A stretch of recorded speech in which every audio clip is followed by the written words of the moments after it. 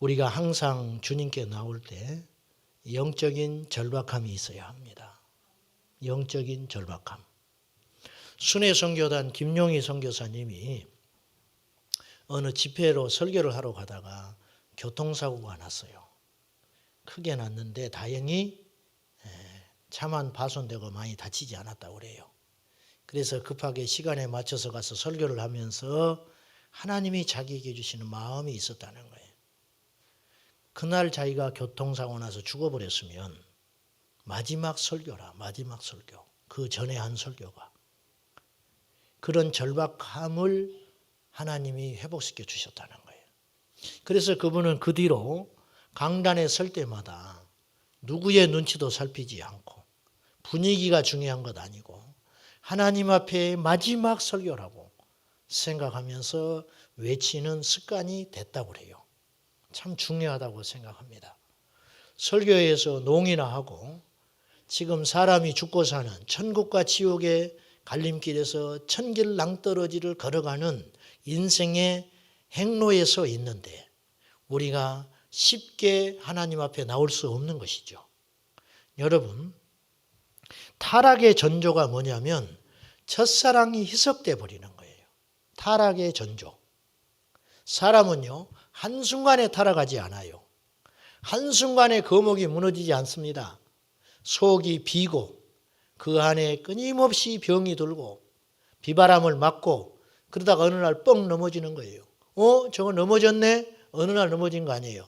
그 속에서 계속 넘어질 수밖에 없는 조건이 그 안에 우리들 눈에는 보이지 않지만 진행되고 있었던 거예요. 건물이 어느 날 팍 넘어져 버려요. 삼풍백화점이 무너졌습니다. 어느 날 무너진 게 아니에요, 사실은. 무너질 수밖에 없는 구조적 결함이 서서히 모른 채 계속 진행되고 있었던 거예요. 그러다가 무너져 버리는 거예요. 우리가 하나님 앞에 넘어지고 자빠지는 것이 어느 날 넘어지는 게 아니에요. 타락의 전조는 뭐냐? 하나님 앞에 애통함과 절박함과 간절함이 식어져 버렸다는 거예요. 이게 흔히 하는 말로 첫사랑이 식어져 버렸다. 첫사랑이. 그래서 제가 그런 말씀을 자주 드렸어요. 익숙해지면 안 된다. 하나님께 나오는 게 친밀감이 있고 주님이 좋고 귀한 것은 맞지만 익숙해지면 안 된다. 오늘 또 예배야 이러지 마라. 지구 반대편에는 내 목소리를 다하여 하나님 앞에 찬송 한번 마음껏 해보는 것이 소원인 사람이 셀 수도 없이 있다. 셀 수도 없이. 저 북녘 땅에는 숫자도 파악되지 않는 지하에 목숨을 건 예배자가 있다. 그들 앞에 우리가 하나님 앞에 그들과 함께 동일한 선상에서 서게 될 터인데 어떻게 그들을 볼 것인가? 하나님은 우리의 중심을 보시는데. 그래서 우리의 애절함과 그리고 십자가의 정신이 어떤 경우에도 사라져서는 안 된다는 것이죠. 절박함. 우리 안에 절박함이 있다면 축복이라고 생각합니다. 하나님께 나올 때 새 마음이 드는 거예요. 오늘 또 우리 주님 만나고 가야지. 오늘 또 하나님께 회복돼서 가야지. 오늘 또 우리 하나님 내가 만나지 않으면 내가 그냥 빈손으로 갈 수는 없다는 영적인 절박함, 애통함, 애절함, 심각함, 그것이 반드시 있어야 한다는 거예요. 사람들이 저에게 지나치게 심각하다는 이야기를 가끔씩 해요. 지나치게 뭘 그렇게 그러느냐. 저도 그러고 싶지 않은데 서면 또 그게 안 되는 거예요. 그게 쉽지 않아요. 자, 이제 오늘 본문의 말씀을 가지고 제가 오늘 여러분과 함께 나눌 말씀은 믿음의 눈을 뜨자입니다. 믿음의 눈을 뜨자. 한번 따라합시다. 믿음의 눈을 뜹시다. 세상에서 제일 안 된 사람이 누군가? 눈을 갖고도 보지 못한 사람이다. 저는 그렇게 생각합니다. 팔다리 하나 못 쓰는 것도 참 불편한 일입니다. 못 듣는 것도 참 애통한 일입니다. 그런데 제 개인적으로 볼 때 보지 못하는 건 얼마나 큰 저주인가. 이렇게 눈을 감아봐요, 제가. 야, 볼 수 있는 것이 너무 감사하다. 저에게 만약에 눈을 달 줄래, 귀를 주래 그러면 저는 귀를 주겠어요. 안 듣더라도 보는 것이 낫지. 못 본다면 사지 멀쩡해도 보지 못한다면 얼마나 무서운 재앙인가. 네. 저희 학교 다닐 때 신대원 동문 중에 서울대 연구실에서 실험을 하다가 사고가 나가지고 눈이 완전히 실명한 동기가 있었어요. 그래서 그 사모님이 수업을 같이 들어줬습니다. 학교를 다닐 때 손을 끌고 학교에 오는 거예요. 수업 시간에 항상 두 분이 같이 이렇게 앉아 있어요. 그러니까 필기 같은 걸 사모님이 해요. 그런데 이제 원체 머리가 좋은 사람에다가 이 시력이 없어지니까 귀가 굉장히 예민해가지고 기억력이 더 강화가 돼가지고 공부는 항상 잘했어요. 그러니까 집에 가서 다시 사모님이 그걸 읽어주고 그렇게 하니까 공부는 항상 잘하셨어요. 근데 이분하고 대화를 하는 중에 참 가슴 아픈 이야기를 했어요. 아무리 우리가 눈을 감아도 이렇게 빛은 어렴풋이 이렇게 빛이 들어오네, 밤이네, 낮이네, 요건 어느 정도 감별이 된다고요. 우리가 눈을 감고 있어도 햇볕이 어른어른한단 말이죠. 그것이라도 있었으면 좋겠다고 그래요. 저한테 하는 말이. 그것이라도 있었으면 좋겠다. 그러니까 완전 캄캄한 거예요. 오늘 안 보여도 낮이구나 지금. 그것이 안 된다는 거예요. 완전 암흑이라는 거예요. 완전 암흑. 망막세포가 변질돼가지고 점점 시력이 잃어가는 소년이 있었어요. 예전 교회에. 안경을 이런 걸 쓰고 다니는 거예요. 더 기가 막힌 거는 그렇게 시력이 나쁜 상태로 그냥 진행이라도 되면 괜찮은데 3개월, 6개월에 한 번씩 병원에 가면 절망의 소리를 듣는 거예요. 시력이 더 나빠졌다. 더 나빠졌다. 이제 2, 3년 후에는 완전 실명될 수 있다. 얼마나 두려운 일이에요. 하루하루가 시력이 상실해가는 고통의 시간. 아이는 어리니까 귀찮아하기만 하고 하지만 그 부모의 마음은 타들어가는 거예요. 얘가 길면 2, 3년, 짧으면 1, 2년 안에 완전 실명할 수밖에 없다는 거예요. 현대의학으로는 손댈 수 없다. 이제 그러한 시한부, 눈의 시한부 인생을 갖고 살아가는 그런 소년도 보았습니다. 아픈 사람, 실패한 사람, 가난한 사람도 참 불행한 사람이지만 눈을 가지고도 보지 못하는 인생이야말로 얼마나 불쌍한 인생인가. 영적인 의미로 한번 생각을 해봅시다. 영적 의미. 요한복음 9장에 보면은 소경된 자가 예수님께서 진흙을 침에 뱉어가지고 잊게 해주심으로 그리고 실로암가에 가서 씻으라. 가서 씻음으로 치료가 됐죠. 그래서 이게 소문이 났습니다.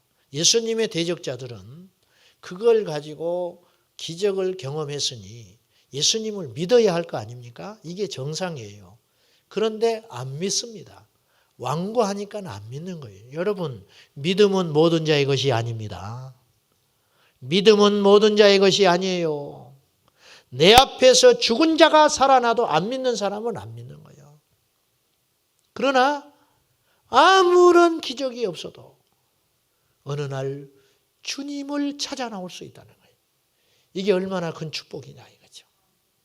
이 실로암 못에 가서 눈을 뜬 이 시각장애자가 사람들에게 불려가가지고 이제 자초지종을 들어보는 거예요.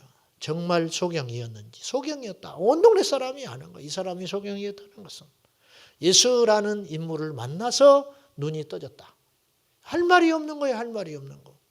이 사람이 소경이었던 거 다 알고 거짓말할 리도 없는 거 보는데 어떡하겠어.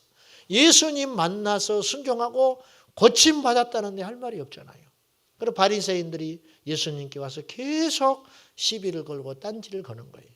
그때 주님이 요한복음 9장의 말미에 이런 말을 하세요. 내가 심판하러 세상에 왔다. 예수님은 심판하러 왔다는 거예요. 보지 못하는 자들은 보게 할 것이고 보는 자들은 맹인되려 한다. 본인이 오신 목적이 그거라는 거예요. 보지 못하는 자들은 내가 보게 하려고 왔다. 이게 이제 바리새인들을 향한 하나님의 말씀이에요. 아주 찔리게 하는 거죠. 보지 못하는 자들은 내가 보게 만들어 왔어. 그러나 보는 자들은 내가 보지 못하게 할 거야. 바리새인들이 이렇게 말합니다. 양심에 있고 바보는 아니니까. 그는 우리가 맹인이냐? 우리 보고 하는 소리냐? 그 말이에요. 우리가 맹인이냐? 우리도 맹인이냐? 그렇게 말을 하니 예수님 이렇게 말하세요. 너희가 맹인이 되었다면, 차라리 보지 못한다면 너희의 죄가 없겠지만은 너희가 본다고 하니 너희의 죄가 그대로 있느니라. 이 보는 것과 죄를 연결해 줘요. 아무것도 이게 의미가 없는 거예요, 사실은. 보는 것과 죄, 보는 것은 눈에 보이는 현상이고 죄는 영적인 현상인데 이걸 연결시켜요. 여기에 메시지가 분명하지요.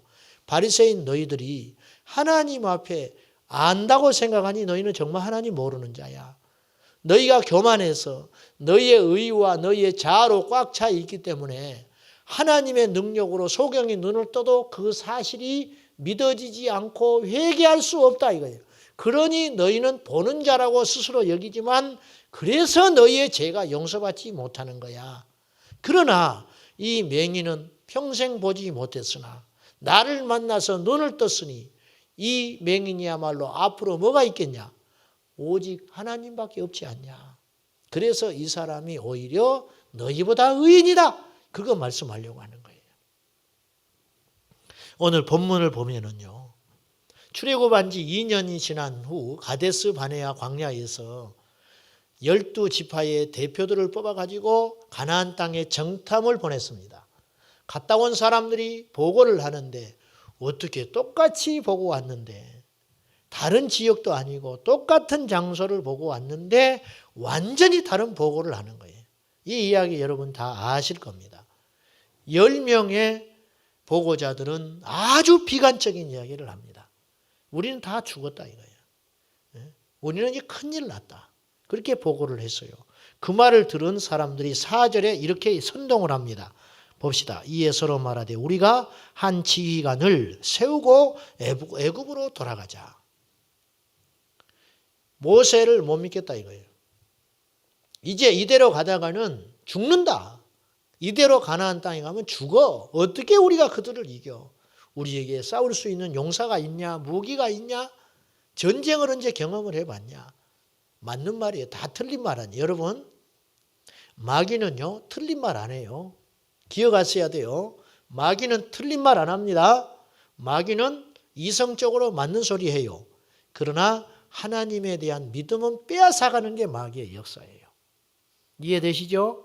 자, 여러분 집안에 안 믿는 사람이 있을 거예요. 안 믿는 배우자 이야기 전도하면 전부 말문이 막힐 만큼 정확한 이야기예요. 야, 교회 뭐하러 가? 어? 텔레비도 안 보냐? 니네 목사도 그러냐? 예수 믿는 사람들 말문이 막혀버려요. 전부 사실이거든요.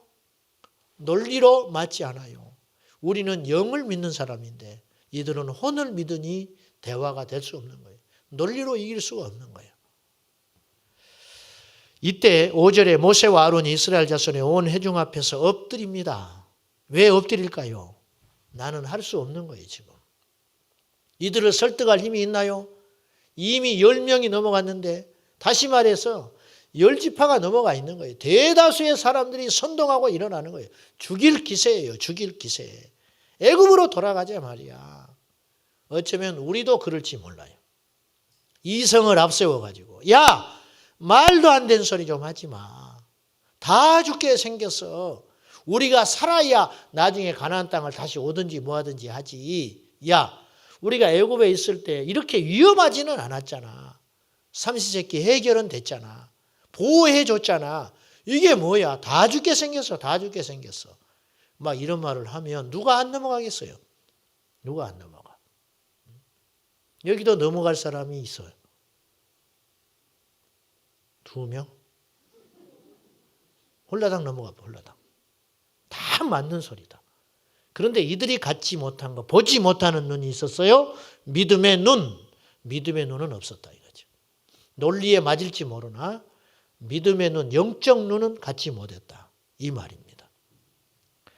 이 땅에 살았으나 하나님의 나라를 본 자들이 있었어요. 초대교회 성도들, 스데반 집사님, 돌에 맞아 죽어가면서 하늘의 문이 열리니 우리 집사님 평안하게 기쁨으로 원수들을 축복하며 하나님 앞에 갈 수 있었어요. 예수 그리스도를 보았거든요. 우리가 이 눈이 열리면 절망이 아니에요. 환란이 아닙니다. 여러분 지금 환란과 시련과 또 이해할 수 없는 아픔 중에 있는 여러분은 분명히 이 말씀을 기억하셔야 됩니다. 그냥 위로 삼자는 게 아니에요. 하나님이 하시는 일은 예측할 수 없고 하나님이 하시는 일은 정량할 수 없고 하나님이 하시는 일은 오류가 없다. 믿으십니까? 우리에게 시련을 허락하실 때에는 답도 주셨다. 그래서 너희가 시험 당할 쯤에 하나님이 시험한다 말하지 마라. 시험 당할 쯤에 피할 길을 주시고 우리에게 감당할 수 있는 힘을 주신다. 할렐루야. 오늘 새벽에 우리가 출애굽기 말씀을 봤는데 이스라엘 백성들이 이제 마지막 재앙 하나가 남은 거예요. 장자가 다 죽고 나서 보내주는데 그 전에 하나님께서 광야에서 제사를 받겠다고 하시거든요. 제사를 드리려면 예물이 있어야지. 그래서 가축이랑 금은 폐물을 취해서 가져오라 했어요. 그런데 그걸 하나님이 누구를 통해서 공급해 주시냐면 애굽 백성들을 통해서 공급해 주세요. 이해할 수 없는 일이라는 거예요. 왜냐? 지금 재앙이 9개가 지나갔어요. 농산물 다 죽었어요. 다 애굽의 산업이 무너져 버린 거예요. 그 화살을 어디에다 보내겠어요? 저 이스라엘 백성 저놈들 때문에 우리가 죽게 된 거예요. 분노가 불타올라 있는 거예요. 상식적으로. 그럼에도 불구하고 그들이 은근 폐물을 이들이 나갈 때 다 챙겨줬다는 거예요. 그 성경에는 뭐라고 써 있냐면 여호와께서 그렇게 하셨다는 거예요. 하나님이 그렇게 해주신다니까요. 사람의 마음을 움직이시는 하나님 믿습니까? 환경을 움직이시는 하나님. 여러분 환경에 매이는 분이라면 어찌 하나님이 되겠어요? 사람의 마음을 움직이지 못하는 분이라면 어찌 하나님이 되겠습니까? 근데 왜 나는 이렇게 안 될까요? 만사의 기한과 때가 있고 연단의 시간은 반드시 필요하다. 그 기간을 통과하면 하나님 우리를 정금같이 쓰신다. 할렐루야. 근데 안타까운 것은 죽을 때까지 연단을 못 통과하고 죽는 사람이 있다. 마치 애굽에서는 나왔지만 가나안 땅 방황하다가 죽은 사람들처럼 약속의 땅 못 들어갔잖아요. 광야에서 헤매다가 죽는 거예요. 연단만 받다가 천국은 가겠지만 연단만 받다가 하나님이 주시는 축복들과 그 놀라운 비전들을 누리지 못한 채 요단강 앞에서 죽어버리는 가나안에서 들어가지 못하고 광야에서 헤매는 연단 마치지 못하고 고통만 받다가 기도만 하다가 죽는 사람이 있다. 반면에 연단을 통과하여 하나님의 나라의 비전을 발견하고 약속의 땅 가나안 땅 가서 여리고를 정복하고 자기의 땅을 분배받는 위대한 사람들도 있다는 거예요. 우리 모두 이런 복을 누리시기를 축원합니다. 이거는 돈이 많아진다, 사업이 잘 된다는 의미가 아니에요. 영적인 은총을 누리고 영적인 복을 누린다는 거예요. 아멘입니까? 이 눈이 떠져야 한다는 거예요. 여전히 가난한 것이 수치스럽다면 영의 눈이 안 떠진 거예요. 여전히 어째서 나는 이런 집안에 태어났는고 원망하면 영의 눈이 안 떠진 거예요. 사랑하는 여러분, 하나님은 다 뜻이 있다 그 말이에요. 그것 때문에 우리에게 은혜 주신다는 거예요. 제가 예수 믿고 나니까 가난한 것도 재산이더라고. 가난한 것도. 제가 어릴 때 가난하게 큰 것도 재산이더라니까요. 무슨 가난한 게 무슨 재산이냐고요? 가난했기 때문에 가난한 사람 마음을 이만큼도 이해하는 목사가 될 수 있었어요. 여러분 어떻게 생각할지 모르지만 질병을 통과한 목사는 치유의 은사를 받는 거예요. 그렇지 않습니까? 뒤늦게 예수 믿은 분들은 지난 세상에 있을 때 허물함을 알기 때문에 영혼을 구원하는 일에 불타오르는 거예요. 하나님이 다 그런 예정하심과 뜻하심이 있다. 지난날 원망하고 불평할 것 없어요. 하나님이 내 인생의 스케줄을 가지고 차곡차곡 인도해 가고 계시는 거예요. 믿으시면 아멘 하십시오. 스펄전 목사님이 새로 지은 성전이 불에 타버렸어요. 기자들이 몰려와가지고 낙심하고 있는 걸 보기를 원했지만 스펄전 목사님은 그렇지 않았어요. 웃으면서 이렇게 이야기했어요. 이 성전이 하나님 보시기에 너무 적었던 모양이라고. 이곳에다가 반드시 더 큰 성전을 지을 거라고 기자들이 혀를 내두르고 가버렸어요. 마귀가 두려워하게 하고 마귀가 절망을 주려고 그랬는데 그걸 승리한 거예요. 사랑하는 여러분, 영의 눈을 크게 뜨세요. 승리할 수 있습니다. 지금 고난과 시련과 이해할 수 없는 물음표 인생 앞에, 그러나 하나님이 내게 약속의 땅으로 인도하시기 위해서는 반드시 광야는 통과해야 한다는 거예요. 광야 없이 가나안 땅에 못 가는 거예요. 문제는 이 사흘길 광야가 40년이 됐다는 게 문제가 되는 것이죠. 이스라엘 백성들의 단골 메뉴가 있어요. 고난이 오면 애굽으로 돌아가자는 거예요. 이게 지금 처음 하는 소리가 아니에요. 앞으로 이 소리 계속해요. 먹을 물이 없으면 고난에, 먹을 물이 없으면 이게 뭐냐, 이게 뭐 애굽으로 가자. 우리 광야에서 다 죽게 생겼다. 어떤 놈이 우리를 이곳으로 인도했나? 그렇게 원망해요. 만나를 먹이시고 먹을 거 물을 공급해 주시니까 이제 고기 먹고 싶다 이거예요. 고기. 언제는 고기 먹고 살았나 애굽에서. 이런 비겁한 소리를 하는 거예요. 힘이 딸려 죽겠다. 고기 좀 다오. 하나님이 들었어요. 어떻게 한지 아시죠? 허리 높이까지 메추라기를 온 사방에 잔뜩 주셔가지고 바람을 불어가지고 동풍으로 불어가지고 나왔더니 전부 메추라기가 바닥에 깔렸어요. 그거 평생 다 먹지도 못해. 너의 이빨에 고기가 씹히기 전에 하나님이 징계해버리는 거예요. 모든 것의 주인 되시고 공급하시는 하나님, 그 하나님, 히브리서 13장 8절의 말씀처럼 어제나 오늘이나 영원토록 동일하시다는 거죠. 영의 눈을 뜹시다. 저도 부족하지만 영의 눈을 뜨자고요. 영의 눈이 안 떠지니까 세상이 계속 부러운 거예요. 세상이 부러워. 영의 눈이 안 떠지니까. 우리도 여전히 그럴 수 있어요. 가치관이 안 변해 있어요. 돈이 좋고 높은 사람이 좋고 편안한 게 좋고 내 자아가 살아있고 끊임없이 우리도 그럴 수 있어요. 예수님 믿으면서도 그럴 수 있다 이거예요. 행세하고 싶고 높아지고 싶고 다른 사람보다 잘났다고 인정받고 싶은 욕구들이 우리 안에 각 차 있어요. 그래서 무슨 소리 들으면 분해서 잠 못 자는 거예요. 자아가 살아있어서 그래놓고 찬송해요. 십자가 십자가.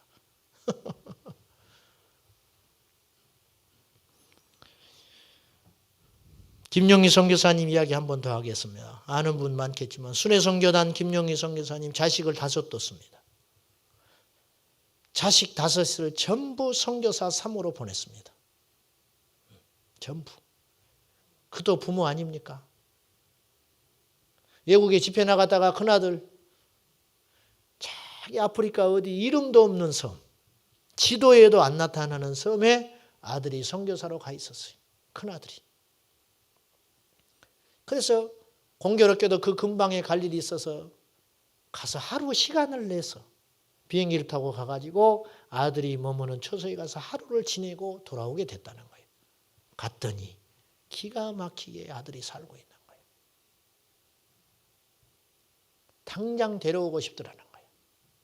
아버지잖아. 아무리 선교사고 믿음이 있는 부모라 해도. 그날 밤에 잠을 자는데 잠이 오지 않더라는 거예요. 흙집에 다 쓰러져 가는 집에서 내 자식이 못 배우기를 했나, 못 나기를 했나.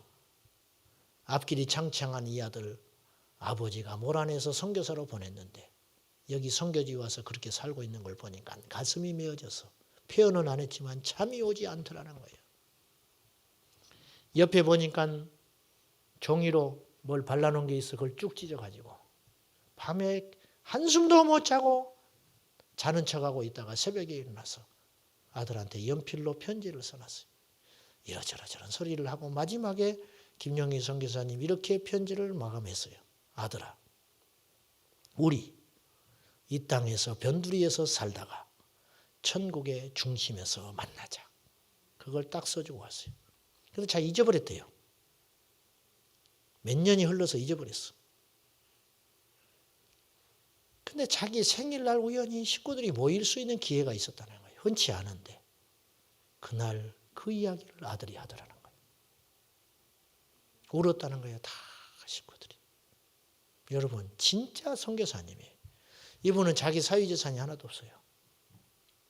그 아들이 지금 어디 있는지 아십니까? 러시아 옆에 체첸공화국에 있어요.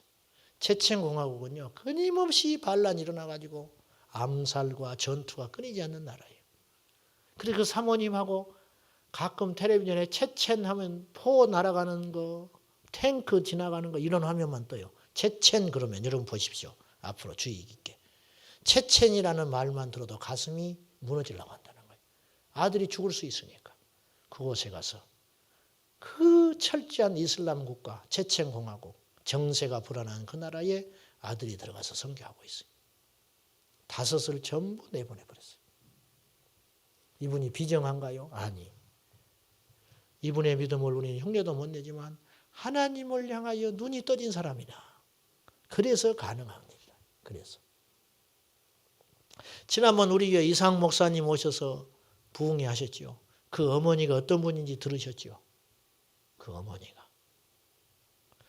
이상 목사님이 45년생입니다. 해방동이. 예수 믿는다는 이유로 포로로 잡혀가지고 러시아군에 의해서 포로에 잡혀 있다가 그 어머니하고 필사적으로 도망 나와가지고 죽을 고비를 수없이 넘겨서 남쪽으로 내려와서 제주도까지 피난 가서 살았어요. 그리고 나서 이제 6.25 동란 터졌는데 아무튼 그 어머니가 엄청난 분이에요.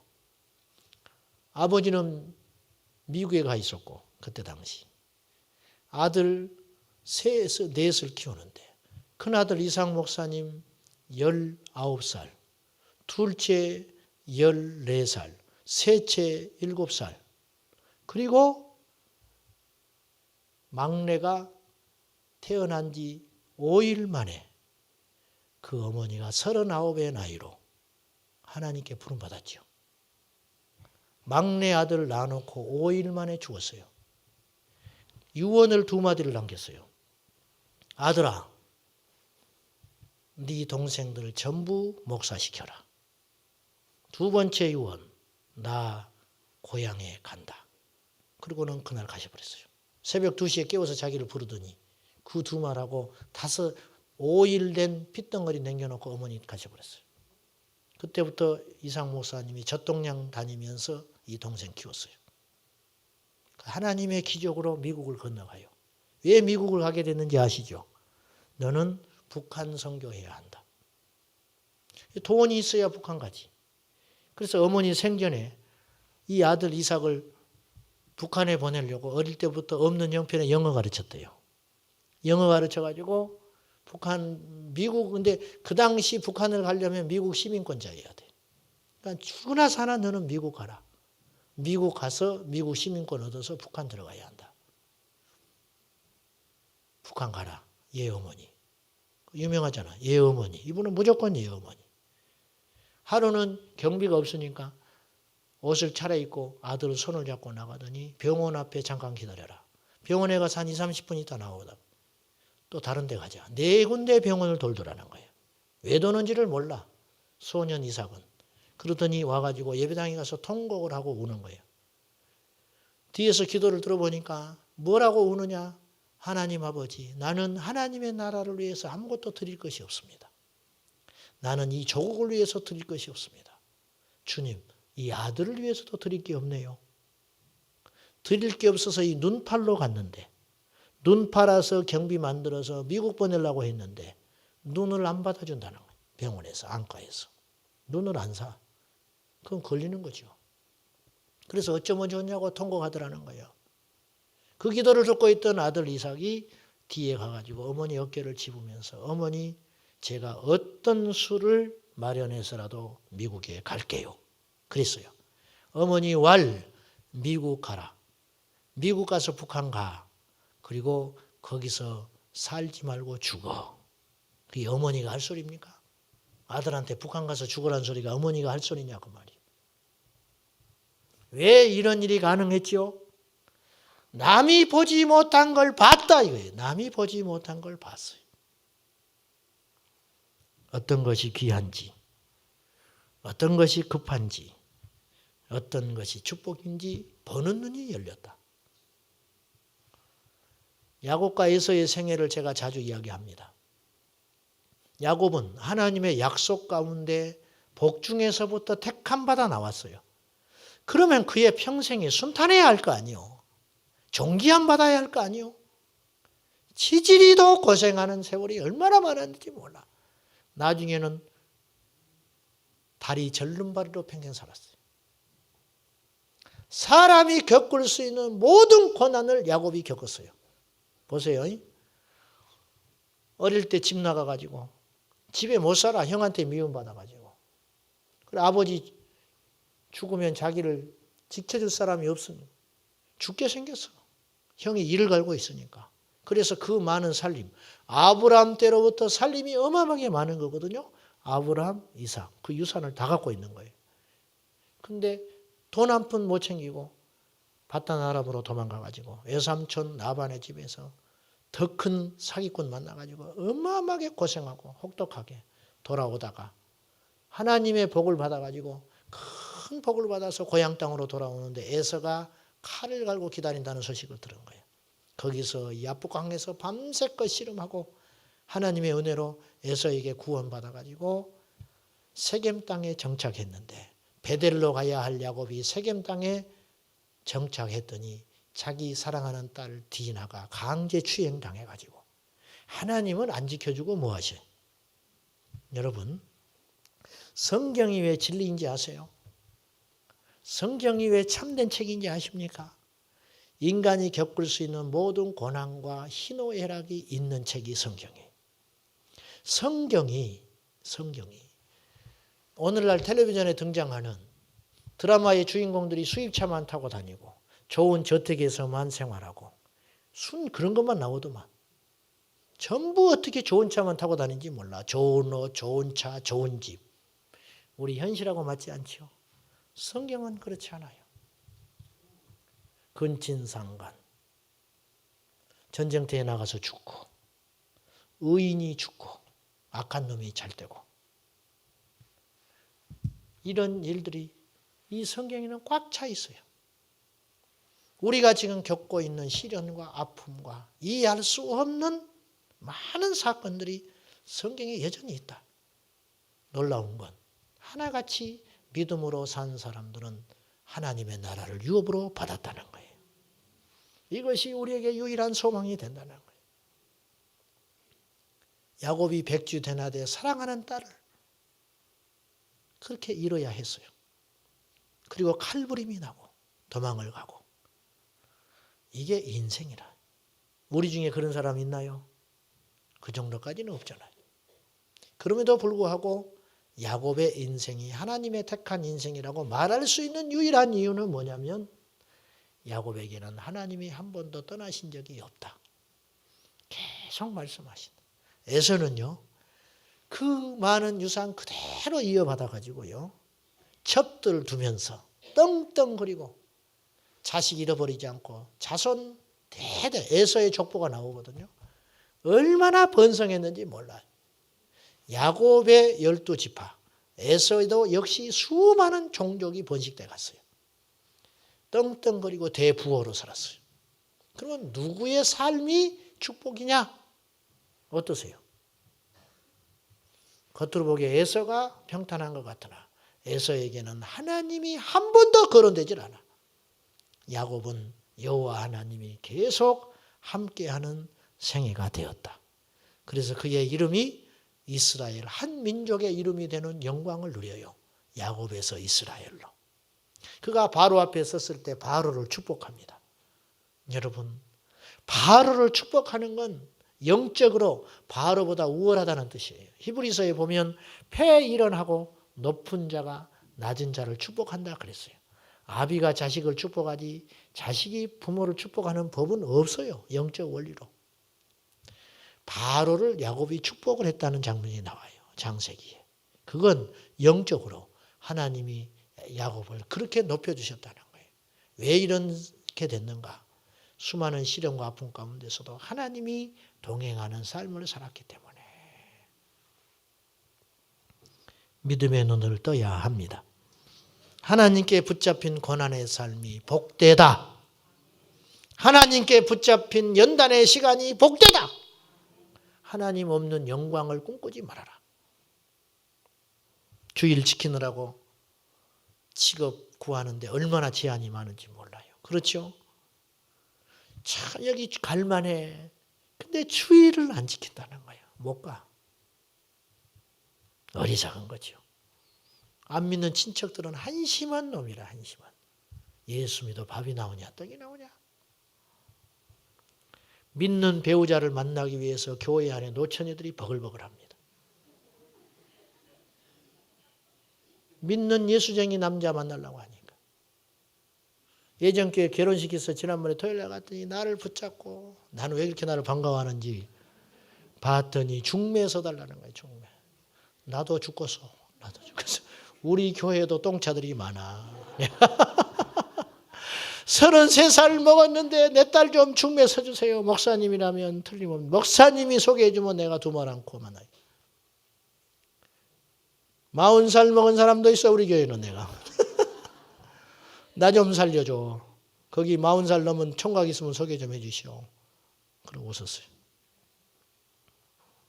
믿는 배우자 만나느라 나이는 먹어가고 직장 내에서 말씀대로 정직하게 살다 보니까 술 접대 한 번도 못하고 상사의 미움 받아가지고 승진기에 번번이 잃어버리고.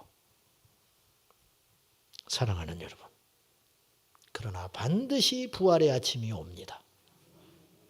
반드시 승리하는 날이 와요. 그것이 성경의 결론이에요. 우리도 그리 될 거예요. 믿음의 눈을 뜹시다. 하나님이 나서줍니다. 10절을 보세요. 온 회중이 그들을 돌로 치려 하는데 모세, 갈렙, 여호수아 다 죽여버리려고 하는. 그리고 새로운 지도자 세워가지고 애굽으로 회군하려고 할 때 여호와의 영광이 해막에서 이스라엘 모든 자손에게 나타나시니라. 우리가 하나님 앞에 믿음으로 살다가 시련이 오면 하나님이 나서요. 믿으시죠? 우리가 믿음으로 살다가 죽게 생기면 하나님이 왜 안 나서겠어요? 하나님이 나서 주신다. 모세가 엎드려 버리는 거예요. 방법이 없으니까. 영의 눈이 가려가지고 약속의 땅 가나안 땅을 보지 못한 사람들하고 무슨 논쟁이 되고 무슨 대화가 돼요? 안 돼. 할 말 없어. 엎드려 버려. 하나님이 나서서 해결하셨어요. 사랑하는 여러분, 인생은 낭만이 아닌 것 같아요. 고난과 시련, 아픔. 우리 윤 집사님이 오늘 낮에 부침개 전도하는 데 가서 옛날 이야기를 하셨는데 저하고 세대가 비슷해가지고 얼마나 대화가 잘 되는지 몰라요. 간 고구마 깎아 먹은 이야기. 근데 학교 다니실 때 이랬다는 거예요. 우리는 그럴 때는 그러진 않았는데 어느 날 한 놈이 안 나타나. 그놈은 죽어버린 거예요. 굶어서. 네? 굶어 죽어서 안 나오는 거예요. 학교. 어느 날 한 놈이 시들시들하다가 안 와. 병들어 간 놈이야. 그놈은. 그냥 그러려니 했다는 거예요. 그러려니. 그래서 강한 놈만 살아남았대. 센 놈, 병을 이기고 강하고 막 전염병이 창궐해도 살아남았다는. 당신이 그렇게 살아남았다는. 우리 어릴 적에 산에 전쟁놀이 하려고 가면요. 대나무 밭에 가면 꼭 항아리들이 있었어요. 그게 뭔지 아시죠? 애기들 무덤. 가난하고 돌림병 돌아서 죽어버리면 애들이라 3일장 장례도 안 치르고 항아리에다가 넣어가지고 딱 갖다 묻어버려. 그래서 근처에 무서워서 못 갔어요. 우리가. 산에 가서 발견되는 항아리는 애기 무덤이에요. 산에서 발견되는 무덤은 항아리는 애기 무덤. 처음 들었어요? 이야, 참 세대 차이 나네.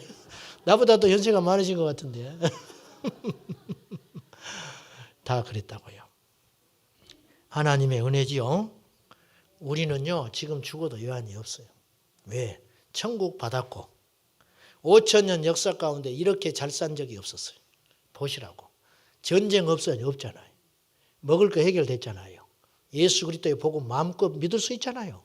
이 황금기, 제가 두려운 건 이걸 감사함으로 두려움으로 회개함으로 하나님 앞에 의롭게 살지 않으면 이거 한순간에 걷어갈 걸 두려워한다는 거예요.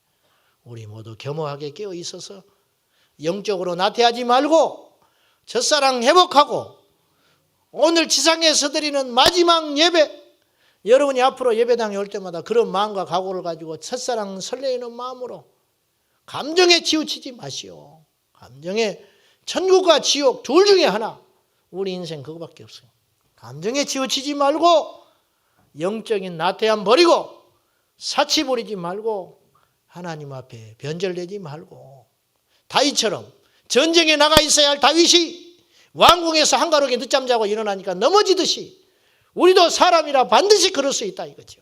그때마다 채찍질하고 기도하고 금식하고 믿음으로 사람 살리는 용사들이 되어서 나태하지 말고 첫사랑 회복하여 날마다 우리 주님 찾고 구하는 저와 여러분 될 수 있기를 예수님의 이름으로 축복합니다. 인생은 날씨와 같다 그런 생각을 해봤습니다. 때로는 춥고 또 항상 추운 게 아니죠. 그러다 보면 또 더운 날이 옵니다.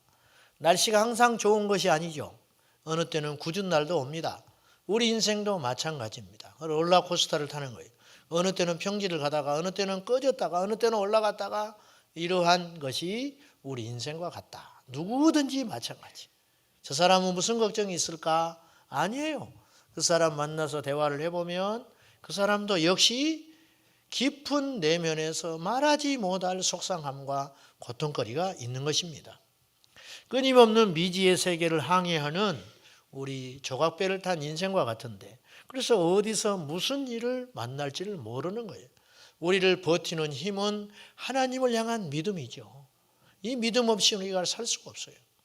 이번 주간에 제가 조금 시간이 있어서 어르신들을 좀 뵈려고 시골에를 갔습니다. 시골에 가서 이야기를 하나 들었는데 그 시골에 두 어떤 60이 넘은 어른들이 산에 이제 나무를 이렇게 베러 갔어요. 벌목을 하러. 이제 돈을 받고 벌목을 하러 간 거죠. 한 사람은 밑에서 나무를 베고 또 한 사람은 저 높은 데서 나무를 뱄어요. 근데 때가 지나도 안 내려오더라는 거예요. 서로 떨어져서 한참 일을 하다가 전기톱으로 막 나무를 베고 있는데 생활력이 굉장히 강한 거죠. 밑에 있는 분이 시간이 있어도 위에 있는 분이 안 내려오니까 올라가 봤다는 거예요. 올라가 봤더니 나무를 뱄는데 잘못해가지고 이 나무가 이 사람을 때려버렸어요. 그래서 현장에서 숨이 끊어져 죽어가고 있더라는 거예요. 그래서 119 불렀는데 죽었어요. 그런데 너무 좋은 분이 죽었다는 거예요. 법 없이도 살만한 사람이. 그러면서 세상에 그런 일이 일어날 수가 있냐. 나무에 베다가 나무에 깔려가지고 죽는 것이 이게 뭐 영화 같은 일이 현장에서 일어날 수 있더라니까요. 우리 인생 누구도 장담 못해요. 언제 어디서 어떤 일을 만날지를 모른다는 거예요. 우리는 100년 다음을 꿈꾸고 내일을 이야기하지만 사실은 우리 인생이 어떻게 될지 모른다. 잠언서 27장 1절에 분명히 성경이 우리에게 경고하고 가르쳐 주기를 내일 일을 자랑하지 마라. 오늘 내가 무슨 일을 만날지 알지 못하느니라. 젊은이들은 젊음을 자랑해요. 이 젊음이 영원할 것처럼 착각합니다. 배운 자는 자기가 배우는 지식이 영원할 줄 알아요.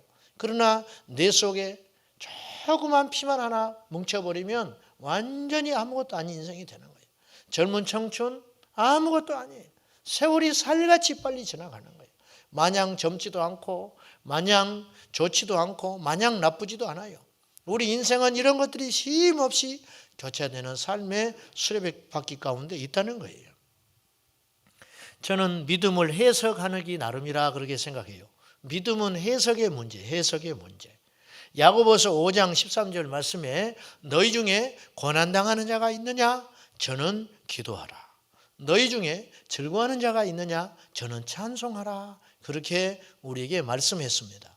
자, 고난을 고난으로 여기면 기도하지 않지요. 기도가 나올 수 없어요. 좋은 일이 있을 때 내가 이 일을 이루었다고 교만에 빠져버리면 하나님 앞을 찾고 찬송하고 예배할 수 없지요. 믿음은 해석이에요. 오늘 본문은 믿음은 곧 해석이라는 걸 가르쳐주고 있어요. 자, 봅시다.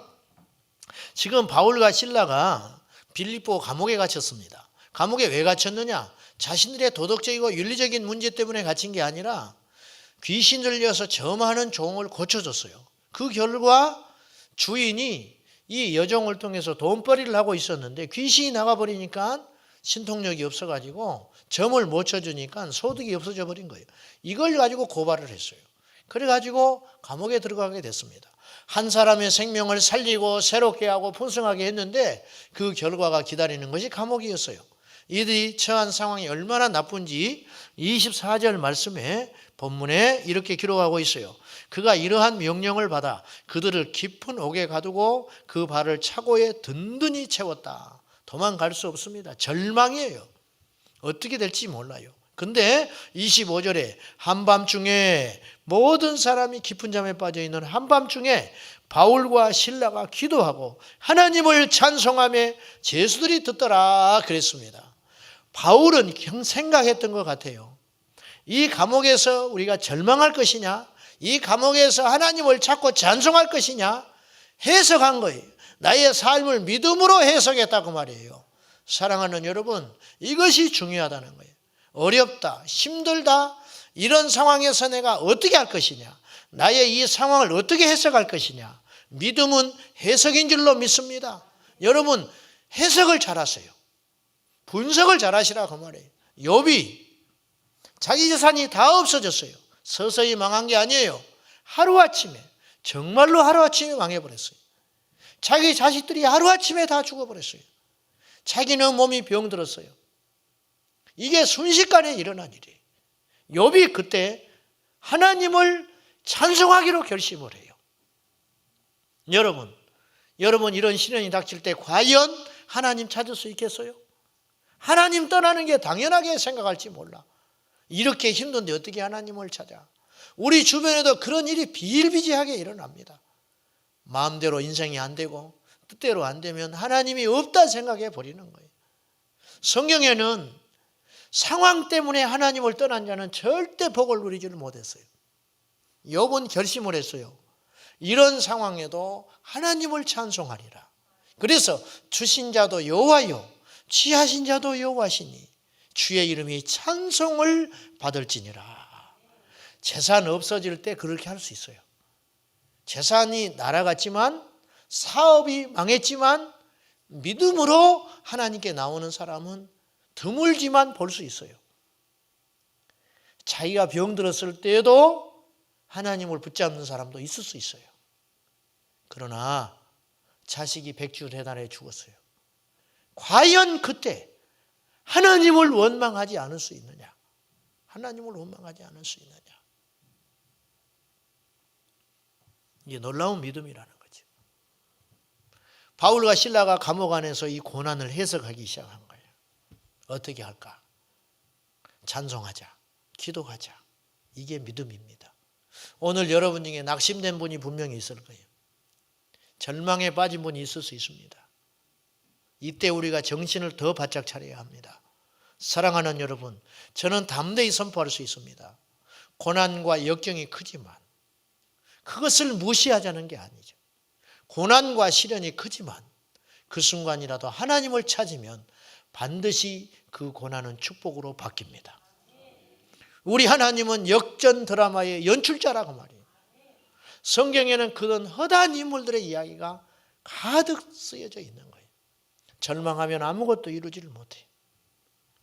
시련이 올 때 내 뜻대로 인생이 풀리지 않을 때 과연 우리는 어떻게 해야 되느냐 하는 것이죠. 수도원과 감옥의 차이를 아세요? 들어보셨죠? 수도원과 감옥의 차이. 공통점은 뭡니까? 갇혀 산다는 거예요. 수도원도 갇혀 살아요. 외출 마음대로 못해요. 그렇죠? 철저한 규율에 자고 싶다고 자는 거 아니죠? 밥 먹고 싶다고 먹을 수 있는 게 아니죠? 철저히 규율에 시간표대로 움직이는 게 수도원. 감옥도 마찬가지. 감옥도 눕고 싶다고 해서 누울 수 있는 게 아니죠. 밥을 먹고 싶다고 해서 먹는 게 아니에요. 밖에 나가서 반드시 운동해야 할 시간에 운동해야 돼. 어떻게 잘하냐고. 그런 것 같아. 영화를 보면은. 그런데 한쪽에는 불평, 한쪽에는 원망, 한쪽에는 사망의 영이 가득 역사하고 한쪽에는 기쁨과 감사가 있다. 똑같은 고통인데 해석의 차이라, 해석의 차이.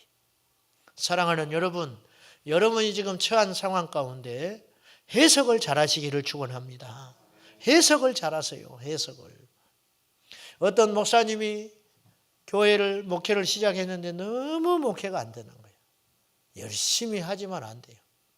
뭐 누가 오셔야 목회를 하지. 그래서 자기 집에서 자기 교회로 새벽마다 교회를 가려고 하는데 속이 터져. 우라통이. 왜? 거기를 가려면 큰 교회들이 있어요. 자기 집에서 자기 교회까지. 큰 교회는 차들이 막 불야성을 이루는 거예요. 새벽마다. 근데 우리 교회는 가면 아무도 없어. 너무 하나님 앞에 힘들고 원망하고, 그래서 새벽마다 울면서 속상해서 믿음으로 기도하는 게 아니라 질투가 나고 화가 나가지고, 교회가 크면 뭐해? 교회가 크면 뭐해? 막 이렇게 했다는 거예요. 그런데 하나님께서 어느 날 자기가 크게 잘못됐다는 걸 가르쳐 주시더라는 거예요. 이 땅의 모든 교회는 잘 돼야 한다. 그렇게 생각을 하고 이제는 큰 교회를 지날 때마다 다르게 보기 시작했다는 거예요. 아이고, 이 큰 교회를 끌고 가느라고 얼마나 힘이 들까. 목사님이 빚도 어마어마하게 많을 거야. 이 큰 교회를 지어놓고. 아이고, 우리 교회는 빚이 없어. 그래서 큰 교회를 지날 때마다 긍휼한 마음으로 축복을 하기 시작했다는 거예요. 이게 가당치나 합니까?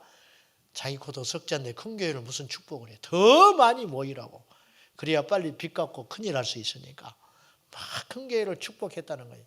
그때부터 놀라운 일이 일어났다는 거예요. 자기 교회에 하나님이 사람을 붙여주기 시작하더라는 거예요. 그래서 교회가 일어나기 시작했대요. 사랑하는 여러분, 해석을 잘합시다. 내가 지금 감옥이지만 그 감옥이 해석하기에 따라서 예배당이 될 수도 있는 거예요. 감옥에서 찬송하면 그것이 예배당이죠. 아멘입니까?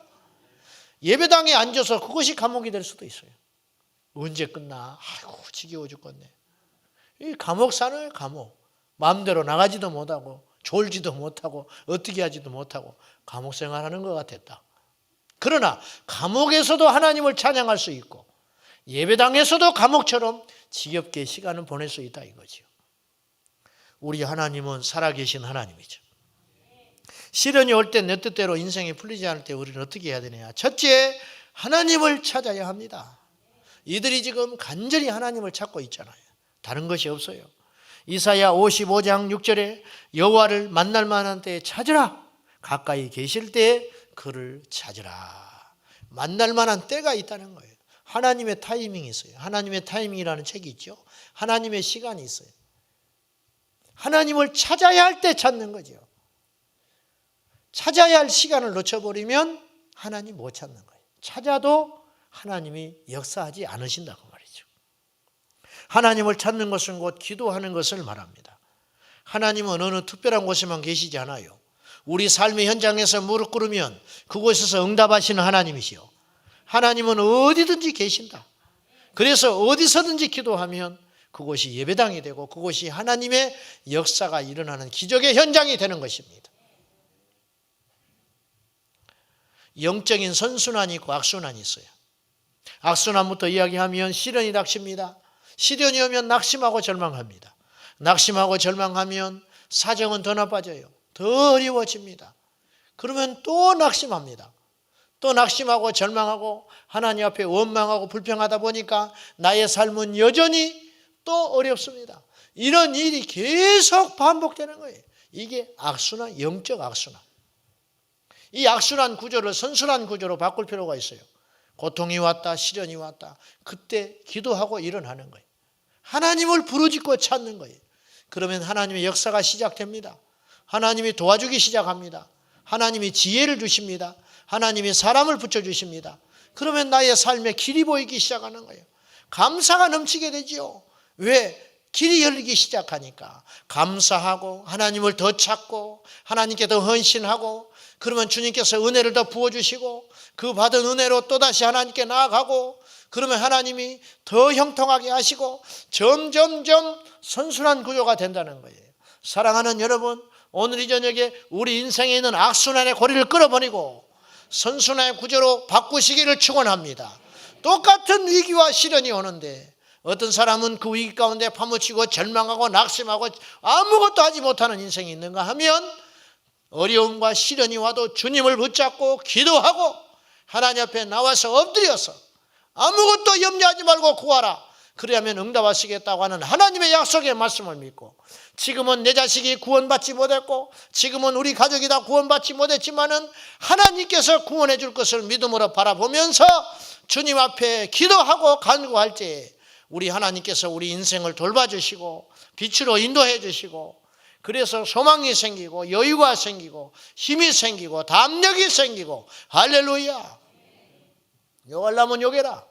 나는 이대로 끝날 사람이 아니라, 할렐루야, 담대함을 가지고 마귀를 대적하면서 네가 아무리 눌러봐라 말이야, 내가 반드시 주님의 이름으로 승리할 것이라. 맥스 루카이드 목사님은 이런 말을 했어요. 재밌는 표현을 했어요. 예수님이 어떤 분이냐? 저 천국에서 말이죠, 우리 예수님은 별로 구슬치기 하는 분이라네. 저 천국에서 우리 예수님이 별로 구슬치기 하던 분이 이 땅에 오셨다. 말 되지요? 안 그래요? 이해되십니까? 이 우주가 얼마나 큰지도 모르잖아, 인간은.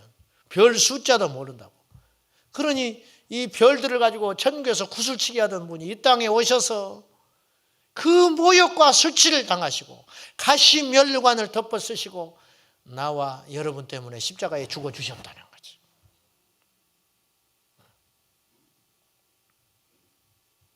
(3일간) 사망의 권세 아래 무덤가에 있다가 부활하셔서 오시면서 마귀를 보고 웃으셨어요. 겨우 이 정도냐?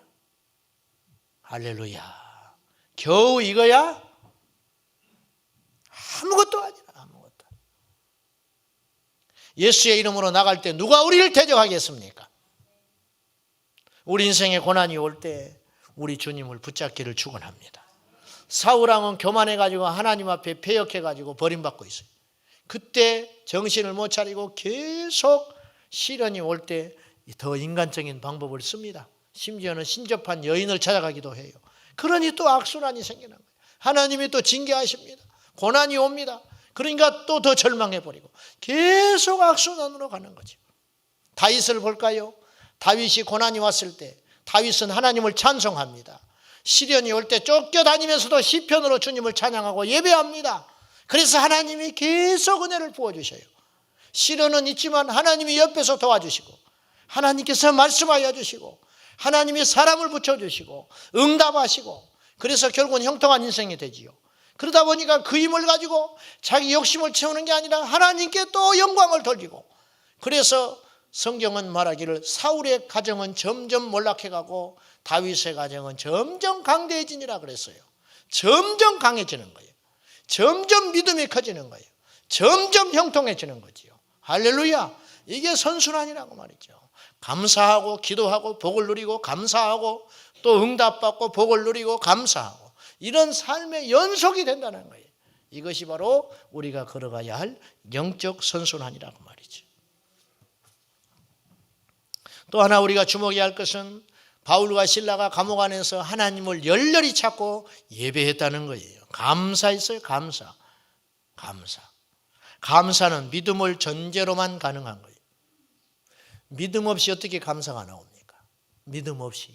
지금 내가 절망이고 고통이고 시련이라 할지라도 이 상황이 하나님께서 반드시 선을 이루신다는 확신이 있기 때문에 감사가 나오는 거죠. 로마서 8장 28절에 하나님을 사랑하는 자 곧 그 뜻대로 부르심을 입은 자들에게는 모든 것이, 아멘, 모든 것이 합력하여 선을 이루신다. 사람은 좋은 거 가지고도 나쁘게 만들어요. 그러나 하나님만이 하실 수 있는 일이 있어요. 나쁜 걸 가지고 좋은 역사를 이룬다 이거지. 하나님은 시련이 오고 내 뜻대로 안 될 때 하나님을 잠잠히 바라보면서 하나님의 역사가 일어날 때까지. 시간 문제예요. 시간 문제. 주님 바라보면요 반드시 회복됩니다. 여러분, 하나님이 그럴 능력이 없고 그럴 뜻이 없다면 우리가 어떻게 천국을 믿고 합니까? 천국을 믿는다면 이 땅에서도 하나님의 역사를 믿으시기를 바랍니다. 하나님의 역사는 놀라운 거예요. 계산이 되지 않는 축복, 계산이 되지 않는 역사가 일어나는 거예요. 요새 우리가 새벽기도 때 출애굽기를 묵상하고 있는데 바로 왕이 계속 강팍하게 하지요. 강팍하니까 하나님의 능력이 더 나타나는 거예요. 순순히 보내주라. 모세가 가서 내 백성을 광야에서 하나님께 절기를 지키고 제사를 지내려니까 보내달라. 아유, 그러냐고. 하나님 몰라봤다고. 보내줬으면 아무런 역사가 안 일어나요. 막아섰기 때문에 역사가 일어나는 거지. 방해했기 때문에 기적이 일어나는 거지. 쫓아왔기 때문에 홍해가 갈라지는 거예요. 사랑하는 여러분, 하나님 우리를 택하실 때에는 우리를 저주로 택한 것이 아니고 우리를 붙잡아 주시고 우리를 책임지시고 우리를 천국으로 안전하기 위해서 택하셨다는 걸 기억하셔야 돼요. 하나님이 여러분을 택하셨어요. 믿으십니까? 기가 막힐 일이요. 기가 막힐 일. 그 중에 나는 더 감사해요. 나같이 못됐고 부족하고 연약한 것을 목사로 세워주세요. 목사로. 목사.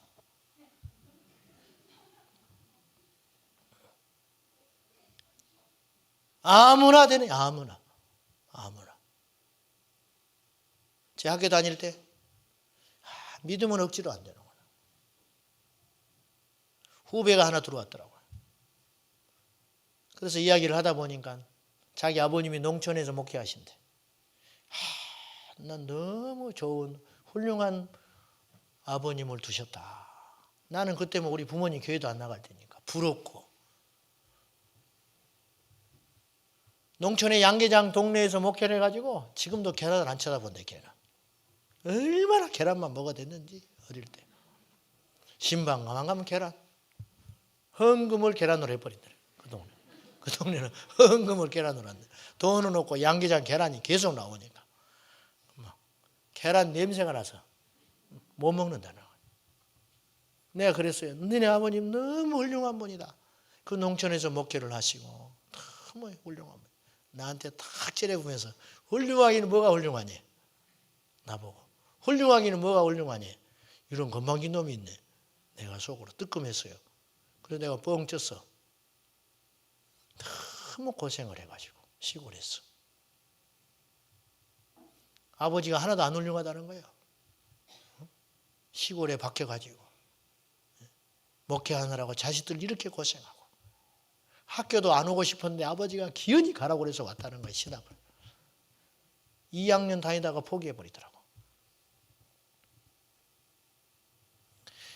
목사가 되라고 밀어도 안 되는 인간이 있어요. 목사가 되라고. 그래 나는 뜯어 말려도 목사가 되더라. 내가 믿음이 있다는 게 아니고 이 마음도 하나님이 주셨으니 얼마나 복되냐고 말이에요. 사랑하는 여러분, 우리가 하나님의 은혜로 구원받은 것이 아무나 일어나는 일이냐? 아무나? 아니에요. 이 세상에는 믿고자 하되 믿지 못한 사람이 얼마나 많은지 몰라요. 우리 이 밤에 나온 여러분은 고난이 와도 주님을 찾고 시련이 와도 하나님을 찾고 이 밤에 하나님 만나러 왔으니 얼마나 감사합니까? 오늘 낮에 속상한 사람도 있을 것이고 스트레스가 극에 달해가지고 그냥 죽기 직전까지 간 사람도 있을 거예요. 그런데도 오늘 하나님께 나와서 기도의 가치를 알고 기도해야 살겠고 기도해야 내가 영원히 살 것 같으니까 이 자리에 나왔으니 이 믿음이 하나님께서 부어주신 선물이니 이거보다 감사한 일이 있냐 그 말이요. 할렐루야. 얼마나 감사하냐 그 말이. 낙심이 오고 절망된 시간이 올 때 굳건하게 주님 붙잡고 있으면 반드시 승리 아침이 오는 것입니다. 감옥에서도 구원의 역사를 이루신 하나님. 감옥에 있기 때문에 옥토가 흔들리는 기적을 본 것이죠. 이스라엘 광야 40년은 저주처럼 보이나 저주가 아니었어요. 결과론적인 이야기지만은 보십시오. 이스라엘 백성들이 애굽에서 나와서 곧바로 가나안 땅에 들어갔으면 그들은 백발백중 다 죽고 맙니다. 전쟁을 언제 해봤으며 그들이 훈련이 어디 받았으며 430년이 넘도록 종살이 하면서 피해 의식과 절망과 무질서와 아무것도 가진 것이 없어요. 이들이 오합지졸이죠. 무엇을 해낼 수가 있겠어요? 40년 동안 광야의 묵은 때가 다 씻겨 내려가는 거예요. 율법으로 신사적인 사람들이 된 거예요. 그래서 그들이 여호수아서에 보면은 그들이 가나안 땅에 들어가기 전부터 가나안 사람들을 벌벌 떨어버렸어요. 왜? 소문이 나버렸어. 소문이. 저 사람들은 무서운 집단이다.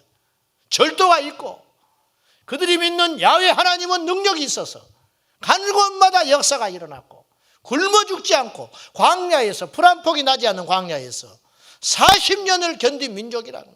눈동자를 봐라. 이겨낼 수가 없다. 벌벌 떨어버리는 거죠. 들어가기도 전에 이미 소문이 바닥에 퍼져버린 거예요.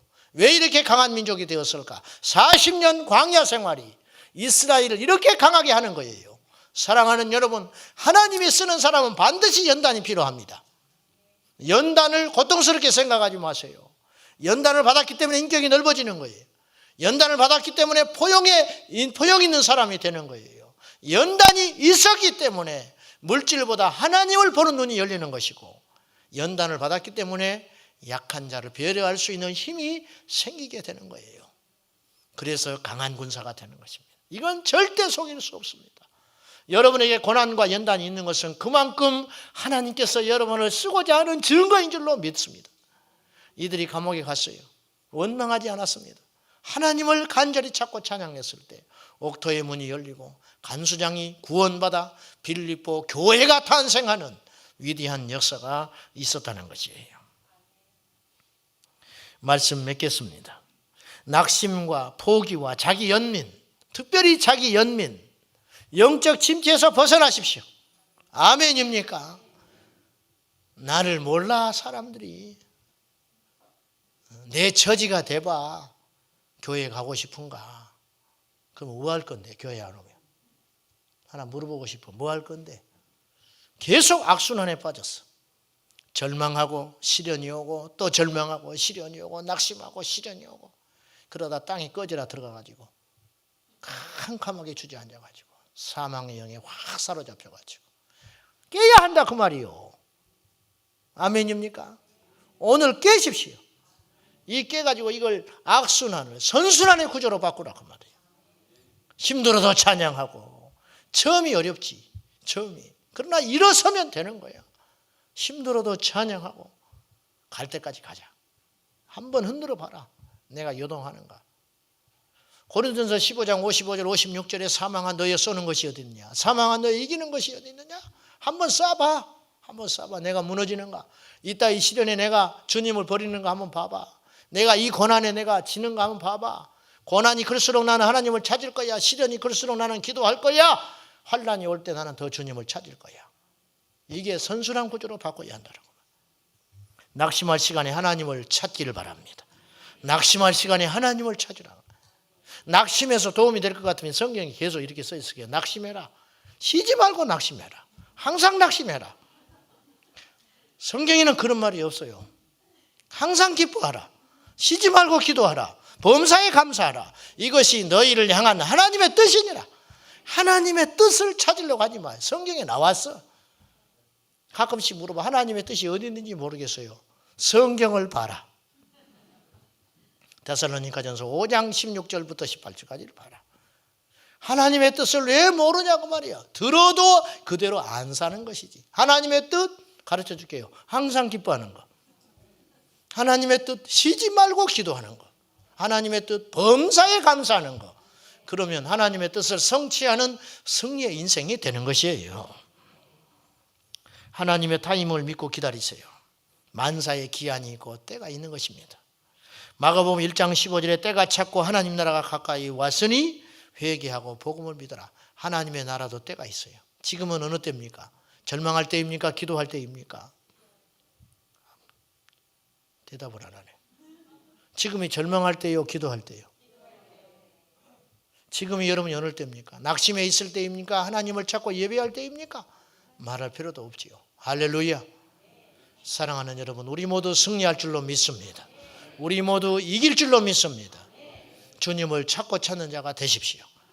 오늘도 많고 많은 날 중에 하루가 아니라 오늘 금요 성령 집회를 통해서 내 영이 회복이 되고 기쁨이 회복이 되고 믿음이 회복이 되고 감사가 회복이 되어서 우리 하나님을 찾고 옛적 일은 다 지나갔어요. 옛적 일에 머무르지 마세요. 옛날에 우리가 실수한 게 얼마나 많겠어요. 여러분이 제 과거를 알면 여기 아무도 안 앉아 있어요. 여러분이 제 과거를 알면 여기 아무도 안 앉아 있다고. 얼마나 내가 못된 놈인지. 친구하고 숙제를 하다가 이놈하고 싸워버렸어요, 내가. 그래서 오줌 싸러 가는 나 사이에 숙제를 찢어가지고 내가 숨겨놔버렸어요.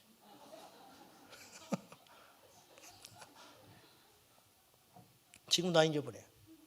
노트를 쭉 찢어가지고 구기구기다가 이거 그 옛날에는 천장에 그 도배 해놓은 것이 펄렁펄렁하고 구멍이 뻥뻥 나다고 지기. 그러다 쏙 집어내놓고 아무리 돌아와서 숙제 해놓은 걸 찾아도 없나. 심증은 가는데 물증이 있어야지. 잘 찾아봐. 어디다 다른 데다 해놨나 보지. 씩씩거리고 집에 갔어요. 그 다음날 신나게 두들겨 맞는데 속으로 통쾌하다. 그렇게 못된 사람. 악한 종자. 그런 걸 생각하면 한시도 이 시간에 말씀의 단에 설 수 없는 종입니다. 그러나 이제 더 담대한 것은 하나님께서 지난 날을 기억지 아니하시고 오늘 써주시고 앞으로의 하나님께서 쓸 걸 믿기 때문에 이렇게 뻔뻔하게 있는 거예요. 사랑하는 여러분, 우리는 천국에 갈 사람들이에요. 우리는 하나님의 나라를 상속으로 받은 사람들이에요. 이 땅의 사람들 경쟁할 사람들이 아니에요.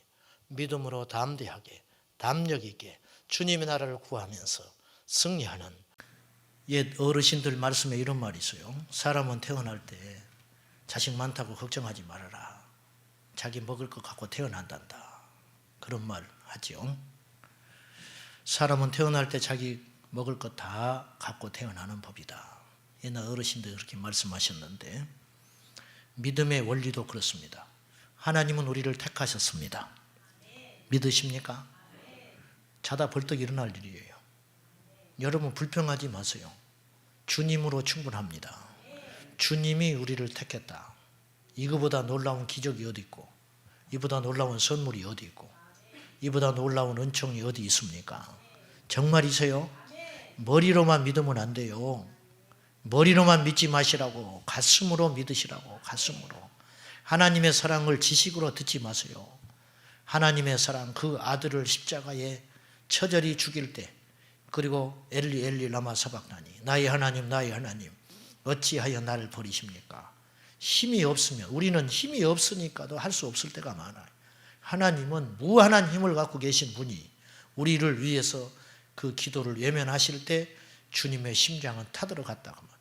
항상 응답하셨던 하나님, 항상 동행하셨던 주님이 예수님께서 가장 고통스러울 때, 가장 그분이 필요할 때 외면해 버리신 이유가 저와 여러분을 위해서 그리 하셨다는 거죠. 그러면 그렇게 놀라운 속전을 주고 값을 치르고 우리를 구원하셨는데 성경은 말하기를 하나님이 우리를 선택할 때는 후회함이 없다. 아멘. 아이고 저런 사람을 어떻게 택했을까? 당신 걱정이나 해. 당신 걱정이나. 하나님이 우리를 택할 때는 후회함이 없다. 지푸라기 같은 인생도 하나님이 선택했다면 쓸모 있는 인생이 된다 그 말이에요. 예수 안에 있는 우리들을 귀하게 여겨야 할 줄로 믿습니다. 하나님께서 우리를 선택할 때는 후회함이 없다. 그 말 속에는 하나님 우리를 선택할 때는 능력도 주신다는 거예요. 이 세상을 이길 수 있는 힘도 주셨고 이 세상을 믿음으로 너끈히 승리할 수 있는 비밀도 주셨다. 오늘 말씀 제목이 이거예요. 따라합시다. 믿음으로 세상을 이긴다. 우리에게 하나님께서 주신 무기가 있어요. 우리를 이 완악하고 강한 세상에 우리를 부르실 때는 우리에게 그냥 빈손으로 보내신 것이 아니고 예수님께서 마태복음 10장 누가복음 10장에 보면 제자들을 둘씩 묶어서 세상으로 파송하실 때 능력 주셨다 그랬어요. 능력, 어떤 능력? 귀신 쫓아내는 능력. 그 능력 우리 안에 있습니다. 여러분 우리는 귀신한테 이길 때도 있고 질 때도 있는 게 아니에요. 항상 이겨요. 항상 이기는데 마귀한테 속아가지고 귀신이 대단한 것처럼 겁에 질려 산다고요. 예수의 이름으로 이 밤에 귀신의 역사 추방하시기를 축원합니다. 주님 우리에게 귀신 쫓아내는 능력 주셨다. 아이고 나 요새 기도도 통 못하고 했는데 별개예요. 그건 능력이죠. 우리는 권세야. 아버지가 부유하니까 우리가, 아버지가 왕이니까 우리도 왕인 거예요. 왕은 아무리 못나도 왕이에요.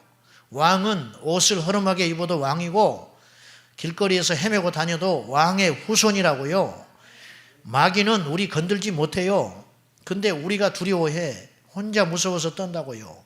2명씩 짝지어서 세상 보내실 때 주님께서 말씀하셨어요. 권능 주신다.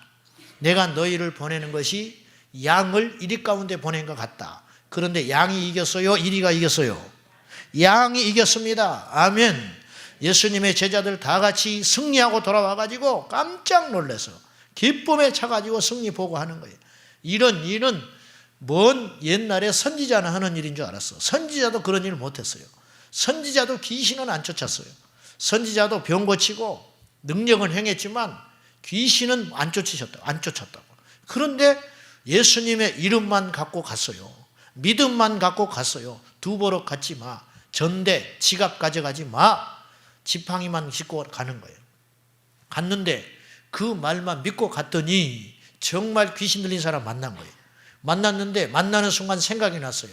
주님께서 우리에게 예수의 이름 주셨지. 그래서 예수의 이름으로 귀신한테 시험 삼아 물리쳤더니 벌벌 떨고 나가버리는 거예요. 누구한테 배운 적도 없고 들어본 적도 없고 해본 적도 없는데 주님의 능력 주시니까 가능하더라 그 말이죠. 여러분, 믿음은 하나님의 선물입니다. 능력은 하나님의 선물이에요. 노력해서 우리가 얻은 게 아니에요. 주님께서 우리에게 주신 거예요. 값없이 주시는 하나님의 선물, 이것이 은혜인 줄로 믿습니다. 예. 아무것도 염려하지 마세요. 제가 예수 믿고 1년 됐는데 간질병 걸린 우리 초등학교 동창이 예수의 이름을 앞세웠더니 벌벌 떨더라고. 뭐가 무서워서? 아무것도 없는데. 저는 그때 성경도 한 번 다 못 읽었어요. 그때 단지 믿음이 있었어요. 예수의 이름으로 믿음이 있었고 우리 동창이었기 때문에 얘를 고쳐야겠다는 사랑하는 마음이 내 안에 있었어요. 하나님이 그 순전한 마음에 역사하셔서 귀신이 벌벌 떨면서 11명이 나와버렸어요. 11명이. 사랑하는 여러분, 천국은 이겨야 갑니다. 오늘 주께서 말씀하기를 4절 말씀에 이렇게 말했어요. 하나님께로 난 자마다 세상을 이긴다. 어떤 사람이 천국 가느냐? 요한계시록 21장 7절에 보면 이기는 자에게는 하나님 나라를 상속해 주신다 그랬어요. 여러분, 날마다 이겨야 천국 가는 거예요. 지기 시작하면 내 죄와 싸워서 지고 유혹과 싸워 지고 게으름과 싸워서 지면 나중에 지옥 문턱에 가는 거예요. 날마다 이겨야 할 줄로 믿습니다. 예수님은 겟세마네 동산에서 승리하셨어요. 겟세마네 동산에서 이 고난의 잔을, 이게 얼마나 엄청난 것인지 아는 거예요. 제자들은 모르니까 자고 있었어요. 주님은 잠을 주무실 수가 없어요. 왜? 그 밤에 잡혀가서 죽으실 걸 알기 때문에, 십자가의 고통이 당신 앞에 기다리고 있다는 걸 알기 때문에 제자들은 지금 뭐가 뭔지를 몰라요. 예수님 따라서 예루살렘에 입성할 때 수많은 인파가 나와서 호산나 찬송하리로다. 이제 왕이구나. 고개 뻣뻣이 들고 주님 앞에 같이 덩달아서 얼마나 신났겠어요. 제자들 대단했어요. 주님이 그렇게 높으니까 따라다니는 제자들도 대단했던 거예요. 그런데 어찌된 일인지 분위기가 심상치 않아. 뭐가 뭔지는 모르겠지만은 예수님이 왕 준비하는 것 같지는 않아. 아무것도 모르고 쓰러져서 피곤해서 자고 있는 거예요. 주님은 아셨잖아요. 십자가의 고통이 당신 앞에 있다는 걸 알았기 때문에 얼마나 힘드셨겠어요. 그런데 그 밤에 이 고난의 잔을 제가 마시지 않으면 지나갈 수 없겠습니까? 주님이 묵묵부답이에요. 무응답도 응답이라. 그건 네가 결정해라. 주님이 그렇게 말씀하시는 것 같아. 주님, 제가 받아들이겠습니다. 그래서 승리한 거예요. 승리했기 때문에 십자가에서 이길 수 있다는 거예요. 여러분, 우리가 믿음으로 살아야 세상 이길 수가 있어요. 믿음 없으면 못 이긴다는 거예요. 세상은 돈에 굴복하지 않아요. 왜? 돈이 세상에 속해 있기 때문에. 여러분, 적을 이기려면 적이 없는 무기로 싸워야 되는 거예요. 임진왜란 때 우리나라가 왜 일본 그 외놈들한테 쩔쩔매고 꼼짝 못했어요? 지혜가 없어서 그렇습니까? 애국심이 부족해서 그렇습니까? 아니죠. 내 뒤에는 처자식이 있는데 사명이 부족했겠어요? 무기가 차이가 나는 거예요. 무기. 화살로 쏘는데 그들은 조총 가지고 와가지고 서양에서 총들에다가 만들어가지고 오니까 상대가 안 돼버리는 거예요. 보이면 쏘면 이미 맞아버리는 거예요. 속도를 못 따라가는 거예요. 그래서 속수무책으로 전술이 통하지 않는 거예요. 용기가 통하지 않는 거예요. 지혜가 통할 수가 없는 거예요. 무기가 차이가 나버리니까 이길 수가 없는 거예요. 이길 수가. 사랑하는 여러분, 세상을 이기려면 세상에 없는 무기가 있어야 되는데 세상에 없는 무기가 무엇이냐? 믿음이다. 주님이 우리에게 주신 믿음. 그 믿음으로 세상을 이길 수 있다는 확신 가지셔야 됩니다. 자, 그러면 어떤 사람이 그런 믿음을 소유하느냐? 4절 말씀에 하나님께로 난 자가 세상을 이긴다 그랬어요. 하나님께로서 난 자만이 세상을 이겨요. 여기서 하나님께로 난 자라는 뜻은 요한복음 3장에 니고데모가 예수님 만나가지고 네가 진실로 진실로 너에게 이르노니 거듭나야 하나님 나라에 갈 수 있다. 본 어게인. 여기서 거듭난다는 말은 원뜻이 하늘에서 난다 그런 뜻이에요. 근본이 달라요. 여러분, 우리는 이 땅에서 났지만 영적으로는 하나님께서 하나님의 나라에서 태어나게 하신 존재들이에요. 아멘. 그래서 이 땅에 태어나면 출생신고해서 우리의 호적들이 다 있습니다. 호적이 없으면 이상한 사람이야. 호적이 없으면 죽은 사람이든지 간첩 중에 하나라고. 호적이 없으면. 그래요, 안 그래요? 여러분 이름 다 있어요. 이 땅에서 끝나면 이름 지워집니다. 마찬가지로 우리가 천국에서 났기 때문에 요한계시록에 보면 천국에 책이 2권 있어요.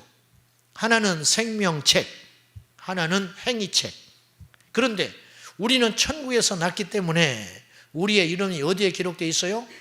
천국의 생명책에 기록되어 있다 그 말이에요. 왜? 천국에 출생신고가 되어 있다 그 말이에요. 날짜는 다 다르죠. 어떤 사람은 1년 전에 그 이름이 출생이 되어 있고 어떤 사람은 10년 전에 그 이름이 출생이 들어가 있고 그렇다 이거죠. 여러분의 이름이 하나님 나라 생명책에 출생신고되어 있는 사람, 이 사람이 어떤 사람이다? 본 어게인 한 사람, 하나님께로서 난 사람. 그런 사람에게는 하나님께서 어떤 무기를 주느냐? 세상을 이길 수 있는 믿음 주신다 그 말이에요. 왜 이렇게 소리가 작아요? 믿음 주신다고. 그 믿음으로 세상 이기셔야 합니다. 예. 세상을 이기는 힘은 세상의 힘도 아니고 물질도 아니고 명예도 아니고 믿음으로 세상 이길 수 있다. 힘드신 분들 계시죠? 낙심되는 분들 계시죠? 충분히 있습니다. 눈물 흘리는 빵을 먹어보지 않는 사람은 인생을 논하지 마라. 그래요. 세상에서 제일 배고픈 서름 중에 제일 서름이 배고픔이다. 배고픈 서름 같이 큰 것이 없다. 체면이고 뭐가 없어요. 그렇죠. 우리가 지금 배 곱는 세상은 아니지만 그만큼 고통스러운 세상. 여러분 웃고 있어도 웃고 있는 게 아니라고. 자식 새끼 속썩이지. 인생 내 뜻대로 되지 않지. 그러면 위로만 받아서 될 일이냐? 하나님이 주신 놀라운 무기가 있다. 그런 절체절명 어려운 시간 가운데서도 믿음으로 이길 수 있도록 하나님이 하신다. 그냥 용기 주려고 하는 소리가 아니고 원리가 그렇더라고. 원리가. 천국은 이겨야 갑니다. 다시 말하지만 마귀 이기고 죄 이기고 유혹 이기고 내 자신 이겨야 가는 나라 천국이에요. 어떤 믿음을 우리가 소유해야 되느냐? 첫째, 환난과 시련 앞에 무너지지 않는 믿음 가지셔야 됩니다. 여러분 넘어지면 여러분만 손해예요. 절대 무너지지 마십시오. 교회라고 안전한 데가 아니에요. 시험을 교회에서 들을 수 있어요. 넘어지지 마세요. 절대로 넘어지지 마세요. 고린도전서 15장 58절 견실하며 흔들리지 말고 주의 일에 더욱 힘쓰는 자가 되라. 견실하고 흔들리지 말아라. 흔들리지 말아라. 요동하지 말아라. 바람 타지 마라. 뽑히지 마라. 네. 바닷가에 산 목사님이 계셔서 그 목사님 이런 소리 하십니다. 옛날 가난하고 어려울 때, 자기 아주 어릴 때 바닷가 어촌에 사는 집집마다 안 죽은 사람이 하나도 없어요. 아버지 죽고 형 죽고 한 번쯤 다 곡해 본 사람들. 옛날에는 작은 돛담배 가지고 고기 잡아서 먹고 살아야 했으니까 그 풍랑이 한번 휙딱 뒤집어지면 죽는 거예요.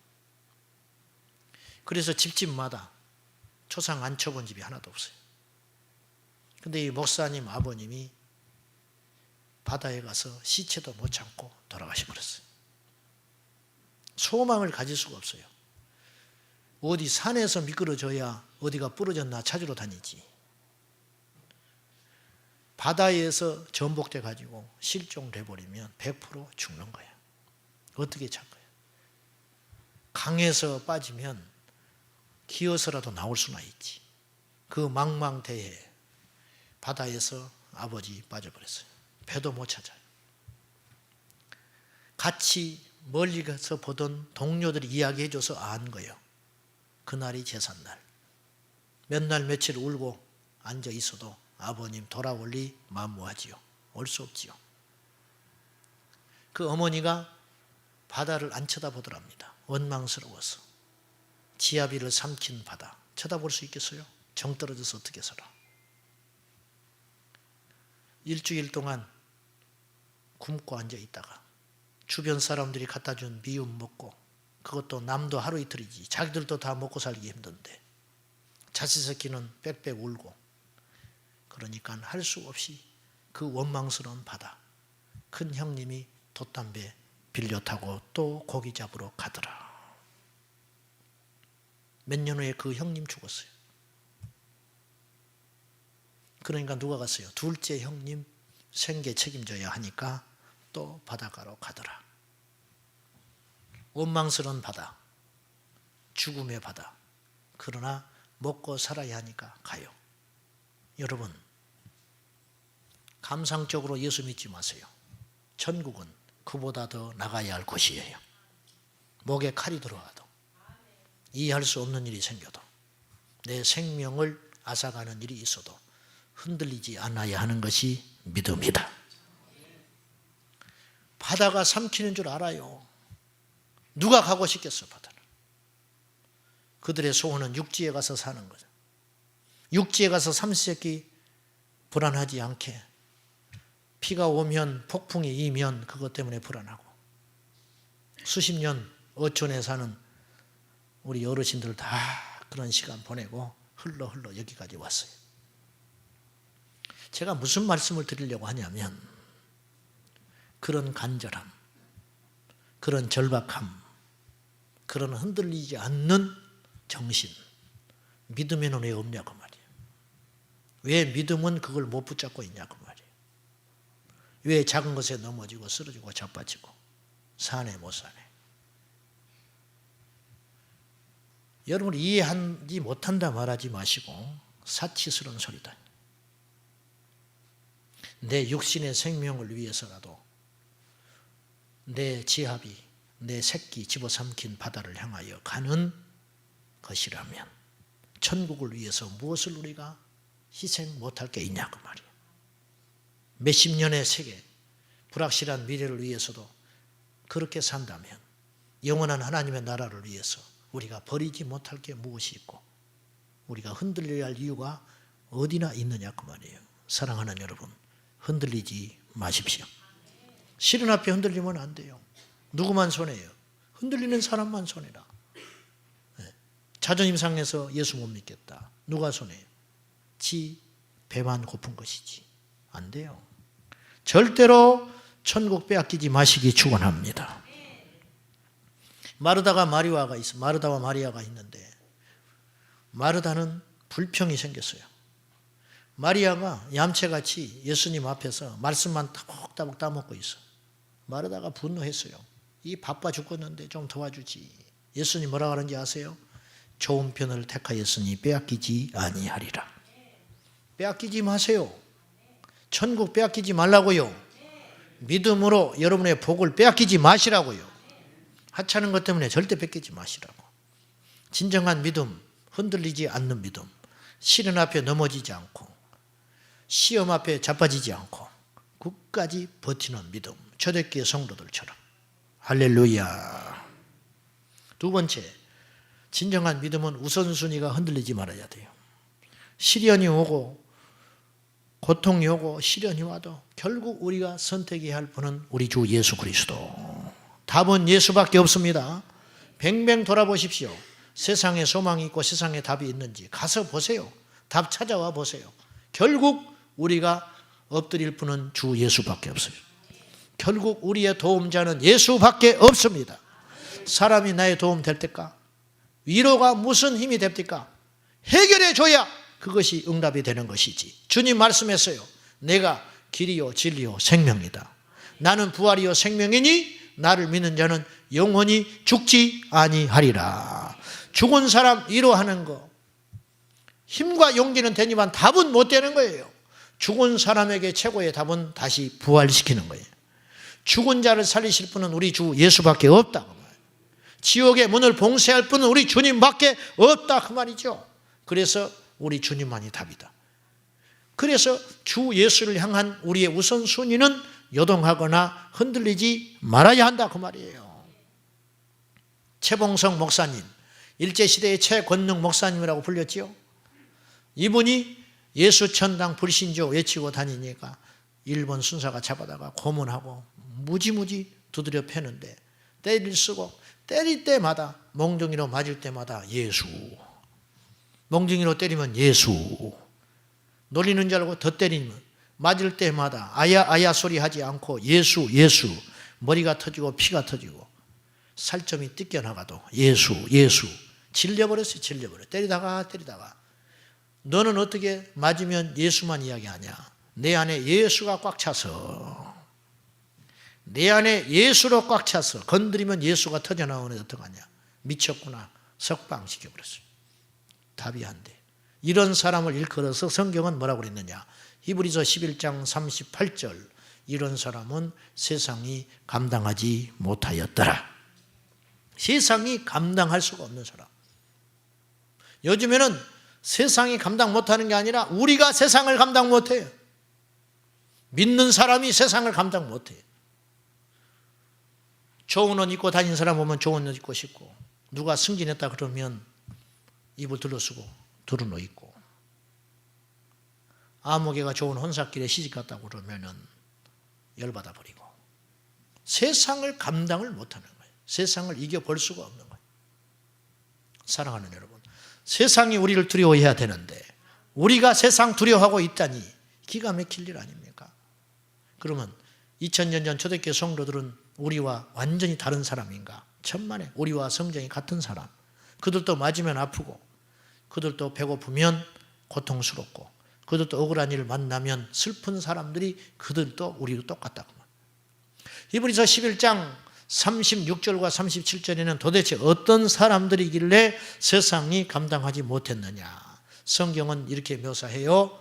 그들은 조롱을 당하였고 핍박을 당하였고 그 다음에 매를 맞았고 톱으로 산채로 잘림받았다. 그리고 믿음을 지키기 위해서 가죽 옷을 입고 유리방황하며 환난과 시련 가운데 살았던 사람들. 그런데 그들을 세상이 어떻게 해볼 수가 없더라. 감옥에 넣으면 찬송하고, 죽이면 순교했다고 찬양하고, 매 맞으면 예수 외치니 해볼 수가 없는 거예요. 재산 빼앗아 버리면 그들은 오히려 하늘에 상급받았다고 기뻐하니 해볼 수가 없다. 하나를 죽이면 둘이 믿는 자가 나타나니 해볼 수가 없으니 이게 어떻게 되느냐. 이런 사람을 세상이 감당하지 못하는 사람. 여러분, 주님이 최우선 되시기를 축원합니다. 그러실 수 있어요? 안 그런 사람이 너무 많아요. 안 그런 사람이 너무 많아. 평소에는 다 잘 믿는 것 같아. 위기가 오면 톡 자존심 건드려 버리면 휘청휘청 흔들흔들. 20년, 30년 예수 믿은 거 하루아침에 무너져버려. 그리고 절대 저 정도 수준에서는 안 해야 할 소리 해버리는 거예요. 저 정도 수준. 기가 막힌 일이지. 야고보서 5장 13절 말씀하기를 너희가 고난당하는 자가 있느냐 기도하라. 너희 중에 즐거워하는 자가 있느냐 찬송하라. 마귀가 어떻게 해볼 수가 없는 거예요. 안 통해. 백약이 무효. 고난을 주면 기도해버리고 유혹에 넘어지게 하려고 물질 주면 하나님께 영광 돌려버리니 해볼 수가 없다고 말해요. 세상에는 없는 무기 믿음. 그 믿음 회복하시기를 축원합니다. 어떻게 해야 되느냐? 짤막하게 여러분 잘 아는 이야기 다시 한번 해보고 우리 다시 회복되기를 원해요. 첫째, 믿음의 열정을 회복하셔야 됩니다. 믿음의 열정 회복하셔야 돼요. 빌립보서 3장 12절에 나는 뒤에 있는 것 잊어버리고 앞을 바라보고 달려간다. 바울같이 큰일 한 사람이 어디가 있어요. 근데 뒷일 생각지도 않는다. 뒷일 생각지도 않아요. 앞으로 내가 해야 할 일만 바라보고 간다. 내가 해놓은 거 생각하면 나태해지고 게을러지고 자고하기 쉬우니 그거 생각지도 않는다. 사랑하는 여러분, 날마다 아침에 일어날 때마다 예수의 이름으로 일어나고 예수의 이름으로 행하고 옛정일 잊어버리고 오늘 새 날 주신 하나님 앞에 후회함 없이 충성하고 달려가는 저와 여러분 될 수 있기를 예수님의 이름으로 축원합니다. 인간은 가만히 있으면 퇴보하는 존재예요. 자기도 모르게 멀리 와버리는 거예요. 자기도 모르게. 바닷가에서 수영하다 보면은 자기도 모르게 수영하는 재미에 취해서 친구들하고 떠들고 웃고 깔깔거리고 보다 보면은 해변가에서 너무 멀리 와버리는 거예요. 발이 땅바닥에 닿질 않는 거예요. 튜브에 둥둥 떠 있어. 큰일 났네. 그래서 배가 와서 싣고 가야 돼. 그건 그렇게라도 해서 살면 다행이에요. 영적인 것은 걷잡을 수 없는 거예요. 여러분 언제부터 그렇게 나태해졌어요? 언제부터 그렇게? 언제부터? 내일로 미루다가 여기까지 왔어요. 사랑하는 여러분, 다시 야곱으로 올라가셔야 돼요. 다시 베델로 올라가셔야 돼요. 아멘. 다시 베델로 올라가시라니까요. 베델로 가라고. 베델로. 또 베델 교회로 다 가버릴까 싶으네.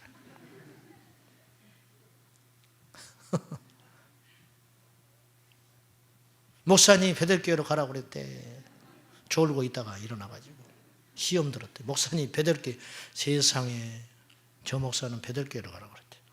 베델 교회 간 사람을 데려와도 시원찮은 판인데 베델 교회로 가라고 생겼어 지금. 자식 키우는 재미, 승진하는 재미, 세상 일에 몰두하다 보니 믿음에서 파손해 버리는 일이 한두 사람이 아니다. 오늘 밤에 다 회복하시기를 축원합니다. 다 회개하고 하나님 앞에 회복하고 다시 믿음으로 나오십시오. 두 번째, 기도 회복해야 합니다. 기도의 위기, 믿음의 위기. 기도 위기는 믿음의 위기다. 릴레이 44차 했는데 그거 채우느라고 난리 법석 200명이 넘는 교인인데 그것이 안 채워져가지고 하는 사람만 맨날 하고 있어. 이현숙 집사 좀 살려주십시오. 불쌍하지도 않소.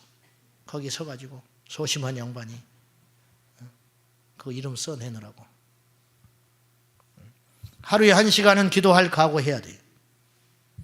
항존직들은 하루에 1시간은 기도할 각오하시라고. 아멘입니까? 장로님들은 하루에 1시간 이상 기도할 각오하시고, 안수 집사님들은 1시간씩 기도, 권사님들은 1시간씩 기도. 왜 권사 됐어요? 한번 물어나 보지. 왜 권사 됐어요? 김용순 권사님. 왜 권사 된 거야? 응? 왜 권사 됐어요? 저한테 전화했어요. 열심히 하겠대, 나한테. 나는 뭐 열심히 하란 적이 없어. 본인이 열심히 한다고 그래. 녹음까지 해놓고 잘못해. 녹음을 해놨어야 되는데. 목사님, 너 말도 이렇게 느리게 하거든. 목사님, 왜요? 열심히 할게요. 열심히 하셔야지, 그럼. 본인 입으로 그렇게 했으니까. 열심히, 뭘 하냐? 기도. 기도해야 시험 이길 수 있습니다. 기도해야 예수님 내 안에 모시고 있을 수 있어요. 기도해야 정신이 제정신이 돌아오는 거예요. 기도해야 말 허투루 나가지 않아요. 기도해야 담력 생깁니다. 기도해야 이길 수 있습니다. 기도해야 기쁩니다. 기도해야 소망 생기고, 기도해야 용기 생기고, 기도해야 떳떳해지고, 기도해야 유혹 이길 수가 있는 거예요. 기도 안 하니까 물러나고, 기도 안 하니까 인간 생각 앞세우고, 기도 안 하니까 염려 오고, 기도 안 하니까 불면증 오고, 기도 안 하니까 계산기만 두드리고 앉아있다. 모든 것을 초월하신 하나님의 능력, 어려우십니까? 답이 없습니까? 하나님을 찾으시기를 축원합니다. 위기가 아니에요.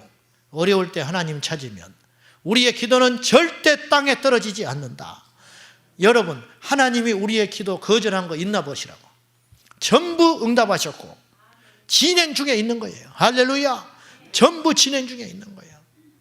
합력하여 선을 이루시는 하나님, 이루어가고 있는 중이라고 믿으시고, 지내놓고 보면 모든 것이 하나님의 축복이고 하나님의 은총이고, 하나님은 정확무오하게 우리의 인생을 끌고 가고 계시는데, 내 자식 안 되는 줄 알았는데 그 안 됨을 통하여 더 점프하게 하시는 하나님, 이 사람 만나서 내가 불행한 줄 알았는데 이 사람 만나서 나를 만들어 가시는 하나님의 역사.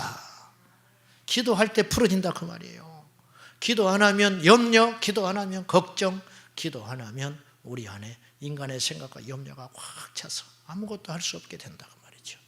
우리의 삶 속에 영적 생기가 일어나기를 축원합니다. 마른 뼈가 살아나는 축복, 기도의 능력으로만 가능합니다. 우리 교회가 기도의 소리가 끊어지지 않는, 기도의 불길이 꺼지지 않는 놀라운 복 누리시기를 예수님의 이름으로 축원합니다. 인간의 사상이 절대로 이길 수 없어요. 기도를 이길 수가 없어요. 인간의 지혜 절대로 기도를 이길 수가 없습니다. 기도가 회복되시기를 축원합니다. 기도가 회복되시기를 축원합니다. 기도의 위기는 믿음의 위기, 믿음의 위기 인생의 위기. 기도를 쉬면 죄다. 사무엘은 내가 너희를 하여 기도를 쉬는 죄를 결단코 범하지 아니하겠다. 세 번째, 마지막으로 성령 충만함을 회복하셔야 됩니다. 다 같은 소리예요. 다른 방법이 없어요. 우리는 능률과 프로그램을 따질지 모르나 오직 우리에게는 성령이요, 오직 우리에게는 기도요, 우리에게는 말씀. 이게 영원한 본질입니다. 2000년 기독교 역사를 버티는 힘은 성령의 능력. 성령이 짐 싸버리면 끝장나는 거예요. 영적 침체 가운데 있지 않기를 축원합니다. 제가 좀 위기가 있는 거예요. 우리 교회가 평안한 것 같지만 기도가 약해지면, 기도빨이 떨어지면 시험 오고, 시험이 없어도 힘이 없어요. 무기력. 전부 졸고 앉아있고, 예배 때 찬양해도 힘이 없고, 기도해도 능력이 없고, 예배 때 기쁨이 없고, 아무것도 없는, 전부 깊은 잠에 빠져 영적 수면제 버티려가지고 성령 충만해야 할 줄로 믿습니다. 전도한 사람 점점 줄어들고, 그렇잖아요. 이 핑계 저 핑계로 다 빠져. 나는 소를 샀으니, 나는 장가를 가야 하니, 나는 밭을 샀으니, 이 핑계 저 핑계, 쟁기를 잡고 뒤를 돌아보면서 계속 하나둘 빠져나가 버려요. 성령 충만하면 아무리 모여도 그날이 기쁘고 감사하고 주일이 기다려지고, 아멘. 예배가 사모해지고, 성령 충만해야 할 줄로 믿습니다. 성령이 임하신 것과 충만한 건 달라요. 성령 안에 우리가 살더라도 성령의 충만은, 어제 충만했지만 오늘 안 충만할 수도 있어요. 옛날에 충만함으로 오늘을 살지 말라 그 말이에요. 이것은 내 자신에게 하는 설교예요. 우리 모두 성령 충만해야 할 줄로 믿습니다. 첫사랑 회복하시라고. 아멘이시죠? 그래야 삽니다. 그래야 살아요. 영이 살아야 돼요. 영이 살아야 내 육이 사는 거예요. 영이 충만해야 유혹이고, 영이 충만해야 내 삶이 풀어지기 시작한다니까요. 키는 여기에 있어요. 키는 이거밖에 없어요. 염려하지 말고, 가슴만 치고 있지 말고, 주저앉아 있지 말고, 그 시간에 주님 구하고, 복음 전하고, 성령 구하고, 기도하여 회복되고 일어나시기를 예수님의 이름으로 축원합니다. 아멘입니까? 네. 기도합시다. 아멘. 오늘 몇 시까지? 11시까지. 11시 전에 가는 사람은 안 됩니다. 몇몇. 하나님 몇몇. 할렐루야. 새 마음, 새 믿음 가지고 성령 충만하여 예수의 이름으로 승리합시다. 기도하겠습니다.